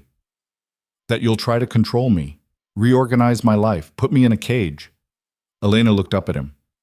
She said she walked away because she couldn't handle your intensity. That's one version of the story. What's the other? Adrian was quiet for a moment, choosing his words carefully. Victoria wanted a husband who would give her status and money, but otherwise leave her alone, who would let her do whatever she wanted, with whomever she wanted, as long as appearances were maintained. I wanted a partner, someone real, someone I could actually build a life with. He paused. We were fundamentally incompatible. She saw the engagement as a business arrangement. I saw it as forever. When I realized we'd never be on the same page, I ended it. She said she ended it. She can say whatever she wants. Doesn't make it true. His hand found hers. But she's not entirely wrong. I am intense. I do try to control things. And with you, it's worse because the stakes are higher. Because losing you would destroy me in a way losing Victoria never could. That's a lot of pressure to put on someone. I know. And I'm sorry, but it's honest. Elena studied his face, looking for deception, for manipulation. But all she found was the same raw honesty he'd shown her from the beginning. Adrian Volkov was many things. Dangerous, controlling, absolutely certain he knew best. But he wasn't a liar. Victoria also said you'd give me the world. I would. I don't want the world. I just want to be myself, without disappearing, without becoming someone I don't recognize. Then that's what you'll be. Adrian pulled her closer, his voice dropping. Victoria was right about one thing. I will try to control things. We'll make decisions I think are in your best interest. We'll struggle with letting you take risks I could prevent. But the difference between you and her? You push back, you set boundaries, you remind me that partnership means compromise. His thumb traced her jaw. You make me better, and I'm trying like hell to be worthy of that. You're doing okay so far. Just okay. Don't get cocky, we're still figuring this out. His smile was genuine, soft in a way it rarely was in public. Fair enough. They stayed at the gala for another hour, making appearances and connections before Adrian finally declared they'd done enough socializing.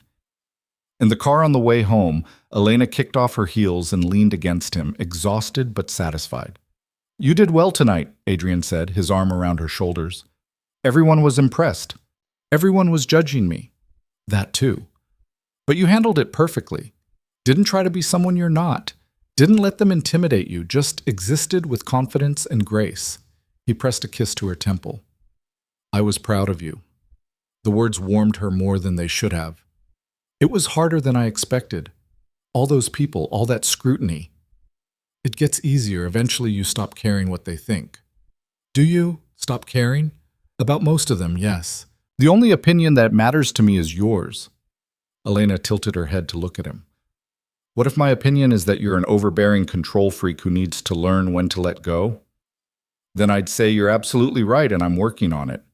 His smile was slight. Slowly, very slowly. At least you're honest about it. Always. With you, always. They fell into comfortable silence for the rest of the drive. But as they rode the elevator up to the penthouse, Elena found herself thinking about Victoria's warnings, about cages and control and love that suffocated. Was she heading down that same path?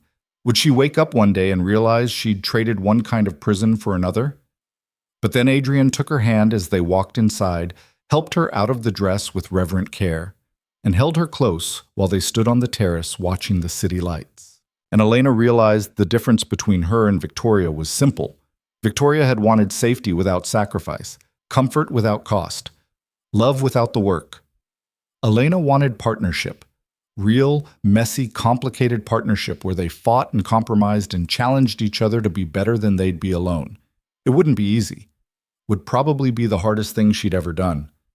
But for the first time in her life, Elena had something worth fighting for. Not just survival, not just safety. Something that felt dangerously close to happiness. The weeks that followed fell into a new rhythm. Elena navigated her classes while learning to exist in Adrian's world. She attended business dinners where she held her own against people who dismissed her at first glance. She sat in on meetings where Adrian consulted her opinion, actually listened when she pointed out flaws in his strategies, or better approaches to problems. She was becoming part of his empire, not just a decoration within it.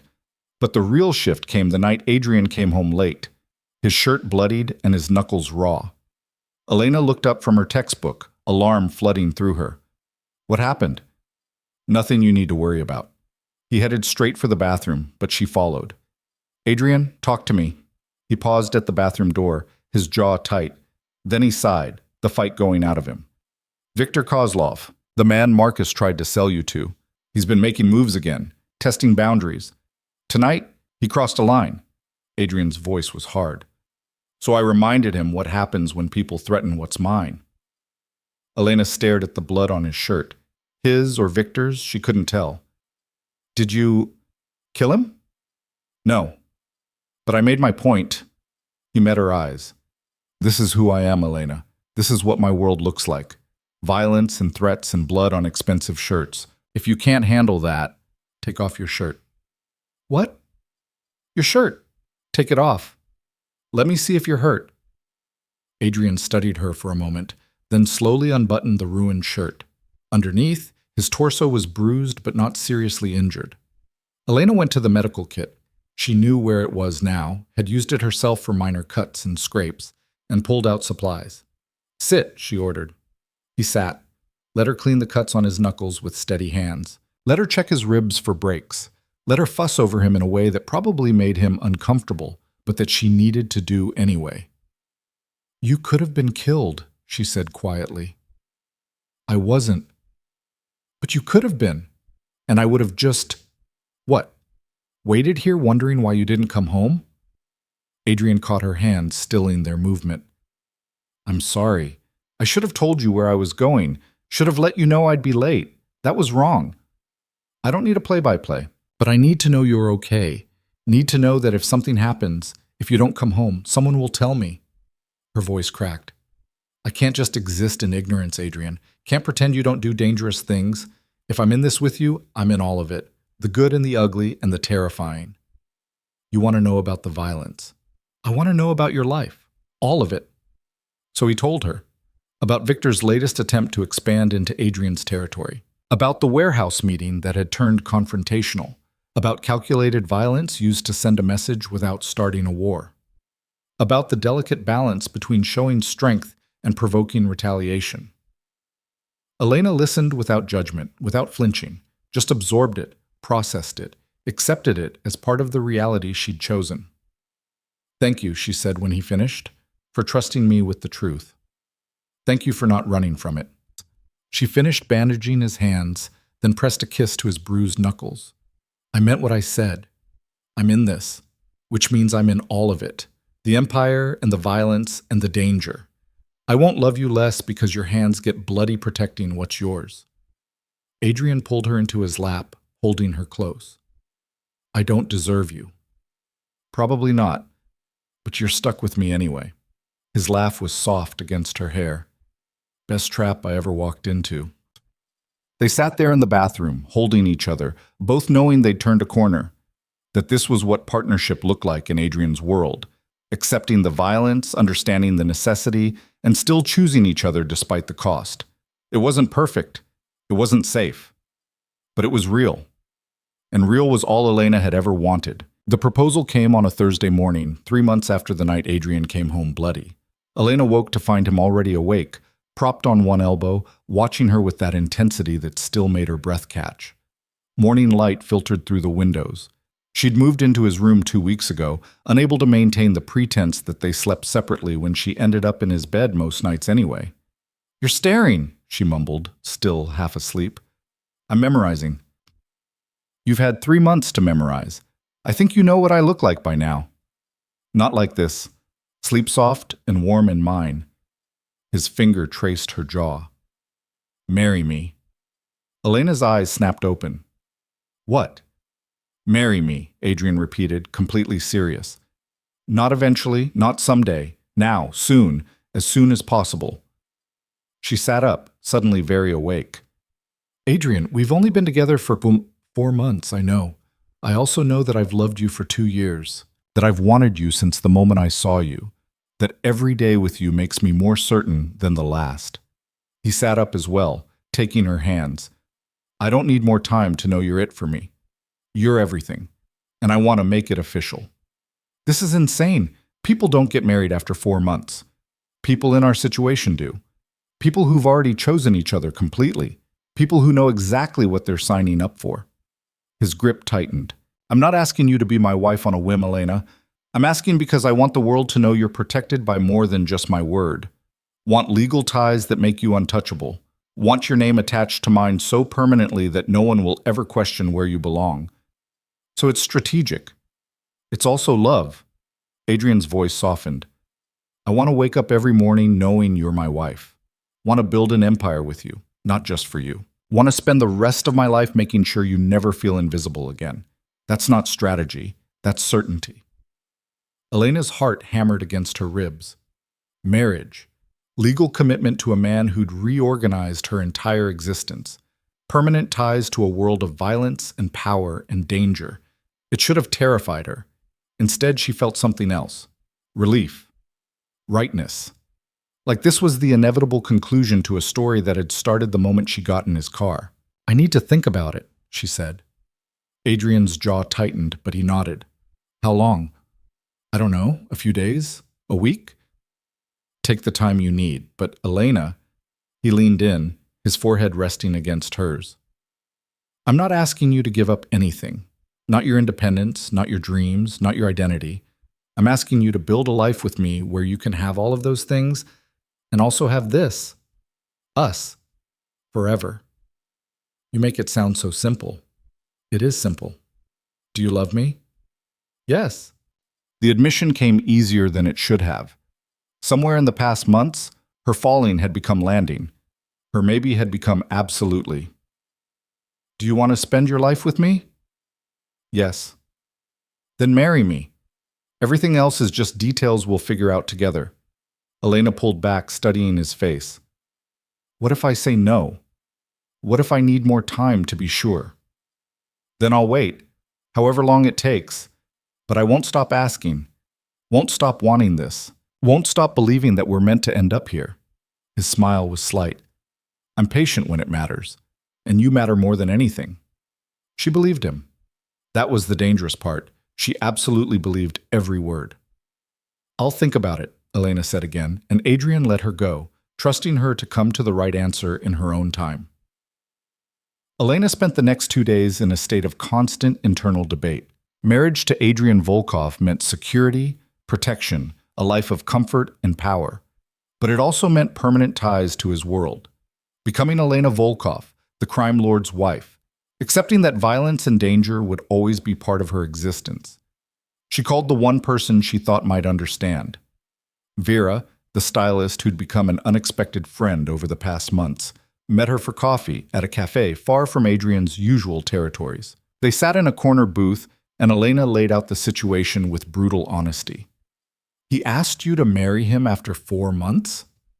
Vera's eyebrows rose. That's very Adrian. You know him? Everyone in his circle knows him. Known him for years, actually. Styled his ex-fiancée Victoria back in the day. Vera sipped her latte. Can I be honest with you? Please. Victoria was wrong for him. Beautiful, sophisticated, connected, but fundamentally empty. She wanted the status without the substance, the title without the work. Vera leaned forward. You're different. You challenge him. Make him think. Force him to be better than he'd be otherwise. I've seen the change in him since you came into his life. He's less cold, more human, still dangerous as hell, but dangerous with purpose instead of just power. That doesn't answer whether I should marry him. No, it doesn't. That's your call. Vera smiled slightly. But I will say this. If you're waiting for the perfect moment or the perfect certainty, you'll wait forever. Love isn't about being sure. It's about choosing someone even when you're terrified, even when it doesn't make logical sense, even when the smart thing would be to run. How do I know I'm not just trading one kind of cage for another? Because you're asking the question. Because you've set boundaries and he's respected them. Because you've seen his worst and stayed anyway. Vera's expression turned serious. Look, I'm not saying it'll be easy. Being married to Adrian means accepting a life most people couldn't handle. But you're not most people, Elena. You survived things that would have broken others. You rebuilt yourself from nothing. You're stronger than you think. What if I'm not strong enough for this? Then you'll learn, together. That's what marriage is. Two people figuring it out as they go, choosing each other even when it's hard. Vera reached across the table, squeezing her hand. But you already know your answer. You've known it since he asked. You're just scared to admit it. Elena sat with that truth for a long moment. Vera was right. She'd already made her choice, was just working up the courage to own it. That night, she found Adrian in his office, staring at monitors displaying feeds from across his empire. He looked tired, older than his 26 years, the weight of everything he controlled visible in the tension of his shoulders. Yes, Elena said from the doorway. Adrian turned slowly, carefully, like he was afraid he'd misheard. Yes? Yes, I'll marry you. Not because it's strategic or safe or smart, but because I love you. Because I want to build a life with you. Because when I imagine my future, you're in every part of it. She moved into the room. Because you're right. It is simple. I love you. You love me. Everything else is just details. The smile that broke across his face was pure joy, unguarded and genuine in a way she rarely saw from him. Adrian crossed the room in 3 strides and pulled her into his arms, lifting her off the ground and spinning her once before setting her down gently. You're sure? He asked, his hands framing her face. Absolutely sure? No, I'm terrified and probably making a huge mistake. But I'm sure about you, about us, about wanting this even though it scares me. Elena smiled. So yes, Adrian Volkov, I'll marry you. He kissed her then, deep and claiming and full of promise. When they finally broke apart, both breathing hard, Adrian rested his forehead against hers. I'm going to spend the rest of my life making sure you never regret this. You better, because I'm holding you to every promise you've ever made me. Good. Hold me accountable. Keep me honest. Keep being exactly who you are. He pulled back slightly. How soon can we do this? Do what? Get married. I want to marry you as soon as legally possible. Elena laughed. Most people take months to plan a wedding. I'm not most people. And I've been waiting 2 years for this. I don't want to wait anymore. Adrian, 2 weeks. Give me 2 weeks to arrange everything. Small ceremony, just people who matter. Nothing flashy or public unless you want it. Just us making it official. His eyes held hers. Please. The urgency in his voice made her chest tight. This wasn't about strategy or protection anymore. This was about a man who'd loved her from the shadows finally getting to claim her in the light. 2 weeks. Elena agreed. But I get input on everything. Location, guests, vows, all of it. Anything you want, everything you want. Just say yes and mean it. I already did. Then say it again. Yes. Elena kissed him softly. Yes, yes, yes. The next 2 weeks passed in a blur of planning and preparation. True to his word, Adrian consulted her on everything. They chose a small venue, an estate outside the city with gardens and a view that took her breath away. Kept the guest list tiny. Marcus and James, Vera, a handful of Adrian's closest associates, and to Elena's surprise, Marcus Voss. You invited my uncle? Elena stared at the guest list in disbelief. He's been sober for 3 months, completed the program, asked if he could see you. Adrian's voice was carefully neutral. I told him it was your call. If you don't want him there, he won't be. Elena thought about it. About the man who'd raised her and failed her in equal measure. About the uncle who'd tried to sell her, but who'd also been drowning in his own demons. About forgiveness and moving forward and letting go of anger that only hurt her to carry. He can come, she said finally, but he doesn't walk me down the aisle. That's yours if you want it, or I'll walk myself. Walk yourself, Adrian said immediately. You've been walking yourself through life since you were 14. Your wedding day shouldn't be any different. The understanding in his voice made her love him even more. The day of the wedding dawned clear and beautiful. Elena woke alone. Adrian had insisted on keeping the tradition of not seeing each other until the ceremony, and spent the morning getting ready with Vera's help. The dress was simple but stunning, ivory silk that flowed like water, elegant without being ostentatious, hair loose and natural, makeup that enhanced rather than transformed. She looked like herself, just the best version. You're beautiful, Vera said, her eyes suspiciously bright. Adrian's going to lose his mind when he sees you. That's the idea. There was a knock at the door, and Marcus Voss stepped in hesitantly. Elena hadn't seen him since before rehab, and the change was striking. He'd gained weight, lost the yellowed eyes and shaking hands, looked healthier than she'd seen him in years. Elena. His voice was rough. You look just like your mother. The comparison made her throat tight. Hi, Marcus. I know I'm probably the last person you want to see today, but I needed to tell you I'm sorry for everything. For drinking away your childhood, for the debts and the danger, and especially for... He couldn't finish, his shame too great. For trying to sell me to Viktor Kozlov, Elena finished for him. Marcus flinched. I was desperate, scared. That's not an excuse, just the truth. I thought if I could pay off the debt, we'd both be safe, but I was wrong. About everything. And I'm sorry. Elena studied him, this broken man who'd failed her in every way that mattered. She could hold on to the anger, could let it poison her future, or she could choose something else. I forgive you, she said quietly.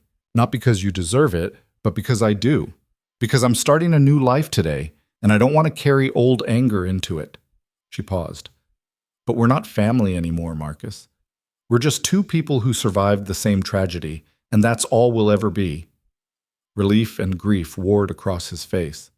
That's fair, more than fair. He pulled an envelope from his pocket.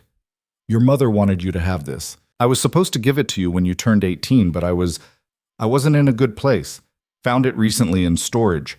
Thought today might be the right time. Elena took the envelope with shaking hands. Her mother's handwriting on the front, faded but unmistakable.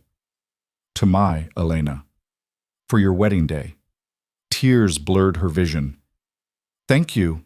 Marcus nodded and quietly left, leaving Elena alone with Vera and the letter from a dead woman who'd loved her more than life. She opened it carefully, her mother's familiar handwriting swimming before her eyes. My darling girl, the letter began. If you're reading this, it means you found someone worth standing beside. Someone who sees you the way I always have, as brilliant and strong and absolutely luminous.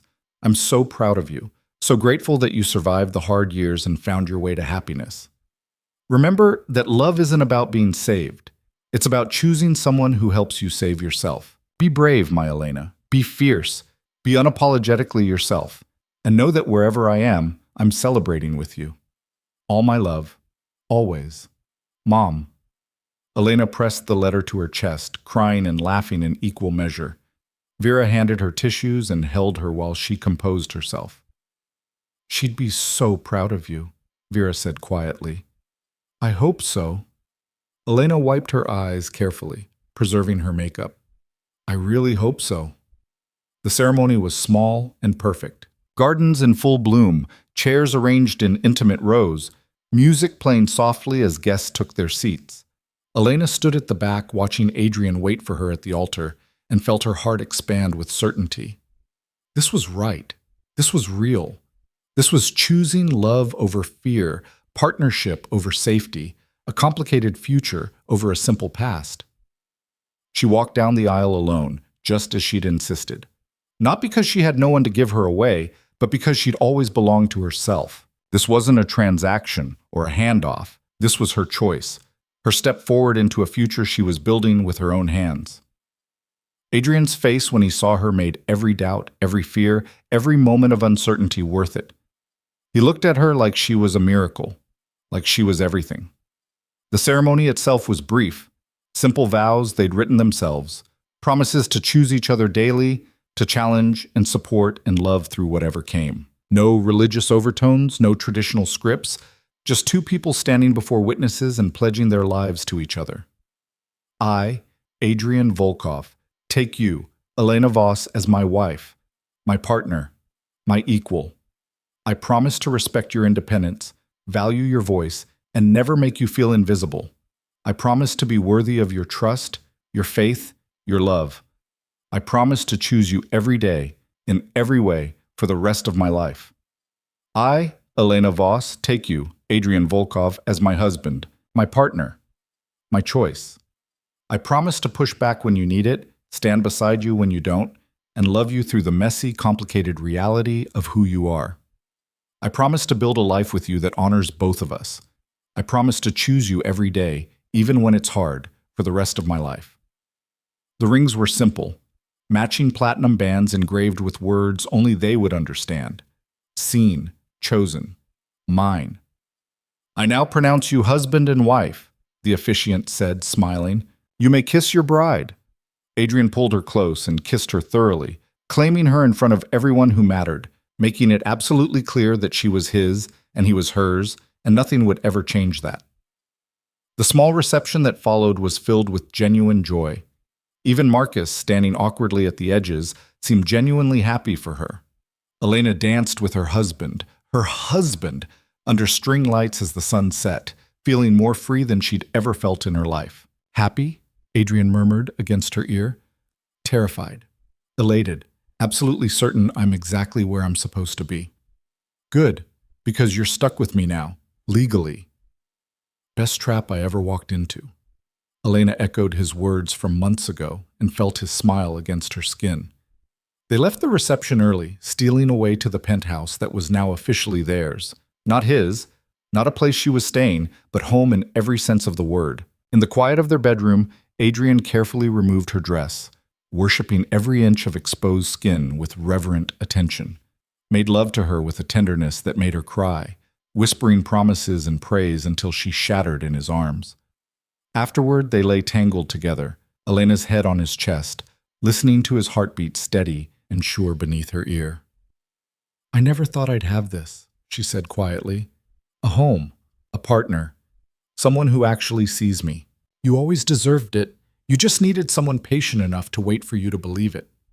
Adrian's fingers traced patterns on her spine. Thank you. For what? For choosing me. For staying when you could have run. For seeing past the monster to the man underneath. He pressed a kiss to her hair. For being brave enough to let yourself be loved. Thank you for being stubborn enough to love me anyway. They fell asleep like that, wrapped in each other, two people who'd found something rare and precious and absolutely worth fighting for. The months that followed were an education in partnership. Adrian still struggled with his need to control, to protect, to make decisions he thought were in her best interest. But Elena pushed back every time, reminding him that her voice mattered, her choices counted, her independence wasn't negotiable. And slowly, carefully, they found their balance. A marriage that was messy and real and built on constant negotiation rather than blind obedience. Elena finished her degree and immediately started working on a nonprofit focused on helping young people aging out of foster care. Kids like she'd been, left to fend for themselves with no resources or support. Adrian provided funding and connections, but the vision was entirely hers. The Voss Foundation launched 6 months after their wedding, and Elena threw herself into the work with passion that surprised even her. She'd spent so long just surviving that having the resources to actually help others felt like a gift she had to earn every single day. "You're changing lives," Adrian told her one night, watching her review grant applications at the kitchen table. "Making real differences. We're changing lives. Your money makes this possible. Your vision makes it matter. I just provide resources. You provide hope." He kissed the top of her head. "I'm proud of you." The words still made her chest tight with emotion. Being seen, being valued, being proud of, it never got old. The real test came a year into their marriage when Viktor Kozlov made his final play. Elena was leaving the foundation office late one evening, Marcus and James flanking her as always, when 3 cars blocked their path. Men emerged with guns drawn, and Viktor Kozlov himself stepped forward with a smile that made her blood run cold. "Mrs. Volkov," he said pleasantly, "we need to have a conversation." "I have nothing to say to you." Elena's voice was steadier than she felt. "Perhaps, but your husband does, and you're going to help me arrange a meeting." Viktor gestured, and his men moved closer. "We can do this the easy way or the hard way. Your choice." Marcus stepped forward, hand moving to his concealed weapon, but Viktor's men were faster. Shots rang out, and Marcus went down, blood blooming across his shoulder. James grabbed Elena, trying to shield her, but there were too many guns, too many men. "Stop!" Elena's voice cut through the chaos. "Stop shooting. I'll go with you. Just stop shooting." "Elena, no!" James started, but she cut him off. "Call Adrian. Tell him what happened. Tell him—" Her voice caught. "Tell him I love him, and I'm sorry." They put her in a car before James could respond, and Elena watched through the rear window as he knelt beside Marcus, phone already to his ear. Adrian would come. She knew that with absolute certainty. The question was whether he'd arrive before Viktor decided she'd outlived her usefulness. The warehouse they took her to was exactly what she'd expected. Abandoned, isolated, perfect for things that needed to happen away from witnesses. They didn't hurt her, just locked her in an office with a chair and a bottle of water. Viktor appeared an hour later, looking pleased with himself. "Your husband is on his way, very angry, very motivated to negotiate." He pulled up a chair sitting across from her. "Do you know what he took from me, Elena?" "I don't care." $5 million in product, 2 of my best distribution channels, a warehouse I'd spent years setting up, and all because I made the mistake of accepting Marcus Voss's offer to buy you. Viktor's smile turned cruel. "He's very protective, very possessive, very willing to cross lines to keep you safe. That kind of devotion is useful.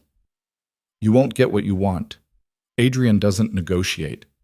"Oh, but he will. For you, he'll give me anything I ask for, because you're his weakness, Mrs. Volkov, his one vulnerability in an otherwise impenetrable empire." Elena thought about that, about being Adrian's weakness, about being the thing that could bring him down. Then she thought about her mother's letter, about being brave and fierce and unapologetically herself. "You're wrong," she said quietly. "I'm not his weakness. I'm his reason to be merciless." Viktor's smile faltered slightly. Empty threats from a scared girl won't. The explosion was deafening. The warehouse's main door blew inward in a shower of splinters and smoke. Men poured through, Adrian's people, heavily armed and absolutely furious. And then Adrian himself appeared, gun in hand, his face a mask of cold rage that made Viktor stumble backward. "You took my wife," Adrian said, his voice deadly calm. "You put your hands on what's mine. You made this personal." "Wait, we can negotiate. I have men." "You had men. Past tense." Adrian moved forward with predatory grace.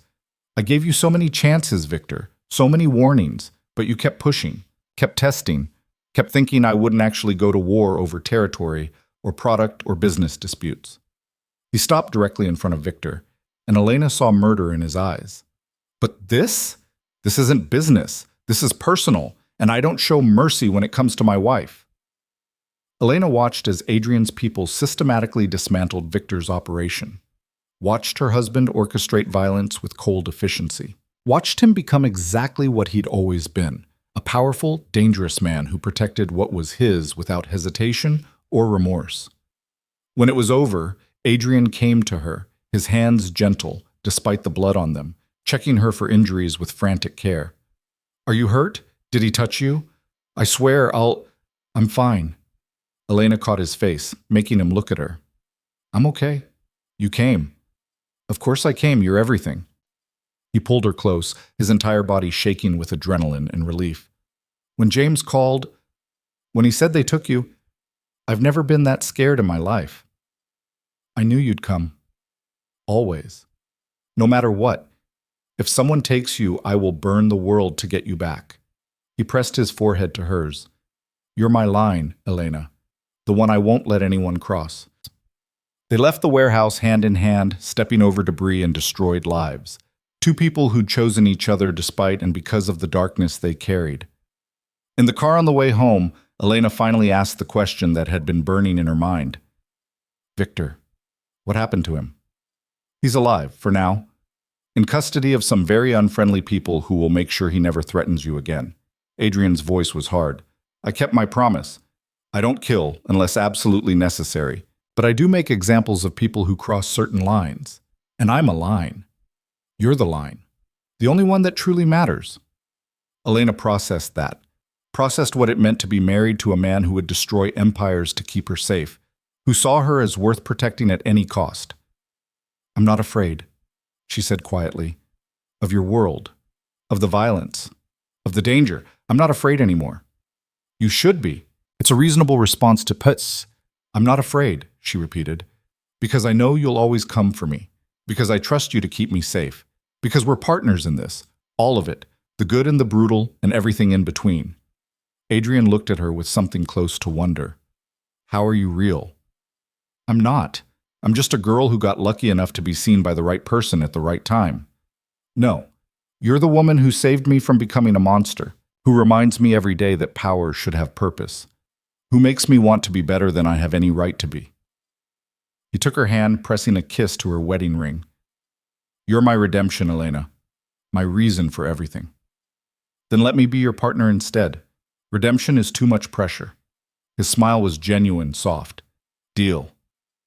2 years after their wedding, Elena stood in the offices of the Voss Foundation, looking at metrics that made her heart swell with pride. They'd helped 300 young people find housing, education, job training. 300 lives changed because she'd decided to turn her pain into purpose. Adrian appeared in the doorway, watching her with that same intensity he'd had from the beginning. What? She asked, smiling. Nothing, just appreciating my wife, who, by the way, made the cover of City Business magazine as one of the most influential philanthropists under 30. That's your doing. Your money, your connections, my money, your vision, your compassion, your relentless belief that broken things can be fixed. He moved into the room, pulling her close. You did this, Elena. You took nothing and built something that matters. I'm so proud of you. The words still made her chest tight. Being seen, being valued, being proud of. We did this, she corrected. Together. Like we do everything. Together, Adrian agreed and kissed her softly. That night, they stood on the penthouse terrace watching the city lights. Two people who'd built a life from the wreckage of their pasts. Who'd chosen each other despite every logical reason not to. Who'd found something rare and precious and absolutely worth fighting for. Do you ever regret it? Elena asked. Choosing me? Taking on the challenge of loving someone as complicated as I am? Never. Not once. Not even for a second. Adrian wrapped his arms around her from behind, holding her close. You're the best decision I ever made. The best thing that ever happened to me. My greatest adventure and my safest harbor all at once. That's very poetic for a crime lord. I contain multitudes. His smile was evident in his voice. Besides, you make me poetic. Make me better. Make me human. You were always human, just a very intense version. An intense human who loves you more than life itself. Good, because I love you right back. Your intensity, your control issues, your absolute certainty that you know what's best. All of it. I love all of it. They stood there in comfortable silence, watching their city sprawl below them like a kingdom. Elena Volkov, no longer invisible, no longer forgotten, no longer just surviving. She was living, thriving, loving, and being loved in return. The girl no one saw had become the woman everyone noticed. Not because she'd changed who she was, but because someone had finally looked close enough to see her clearly. And in being seen, she'd found everything she'd been missing: a home, a purpose, a partner who would burn the world to keep her safe. It wasn't the life she'd imagined at 18, working endless hours at a bakery and dreaming of escape. It was better, messier, more complicated, more real. It was hers, and that made all the difference. Years later, when people asked how she'd built the Voss Foundation, how she'd gone from invisible to influential, Elena would smile and tell them the truth. She'd made a choice: to be seen instead of safe, to be brave instead of careful, to choose love even when it meant choosing danger. And that choice had changed everything. Not because it had been easy, not because it had been simple, but because it had been real. And real was all she'd ever wanted. Elena Volkov had been invisible once, but not anymore. Never again. She'd been found, been chosen, been loved so completely that disappearing was no longer an option. And standing there on the terrace with Adrian's arms around her and the whole city spread out below them, Elena knew with absolute certainty that she'd made the right choice. Not the safe choice, not the easy choice, but hers. And that was everything.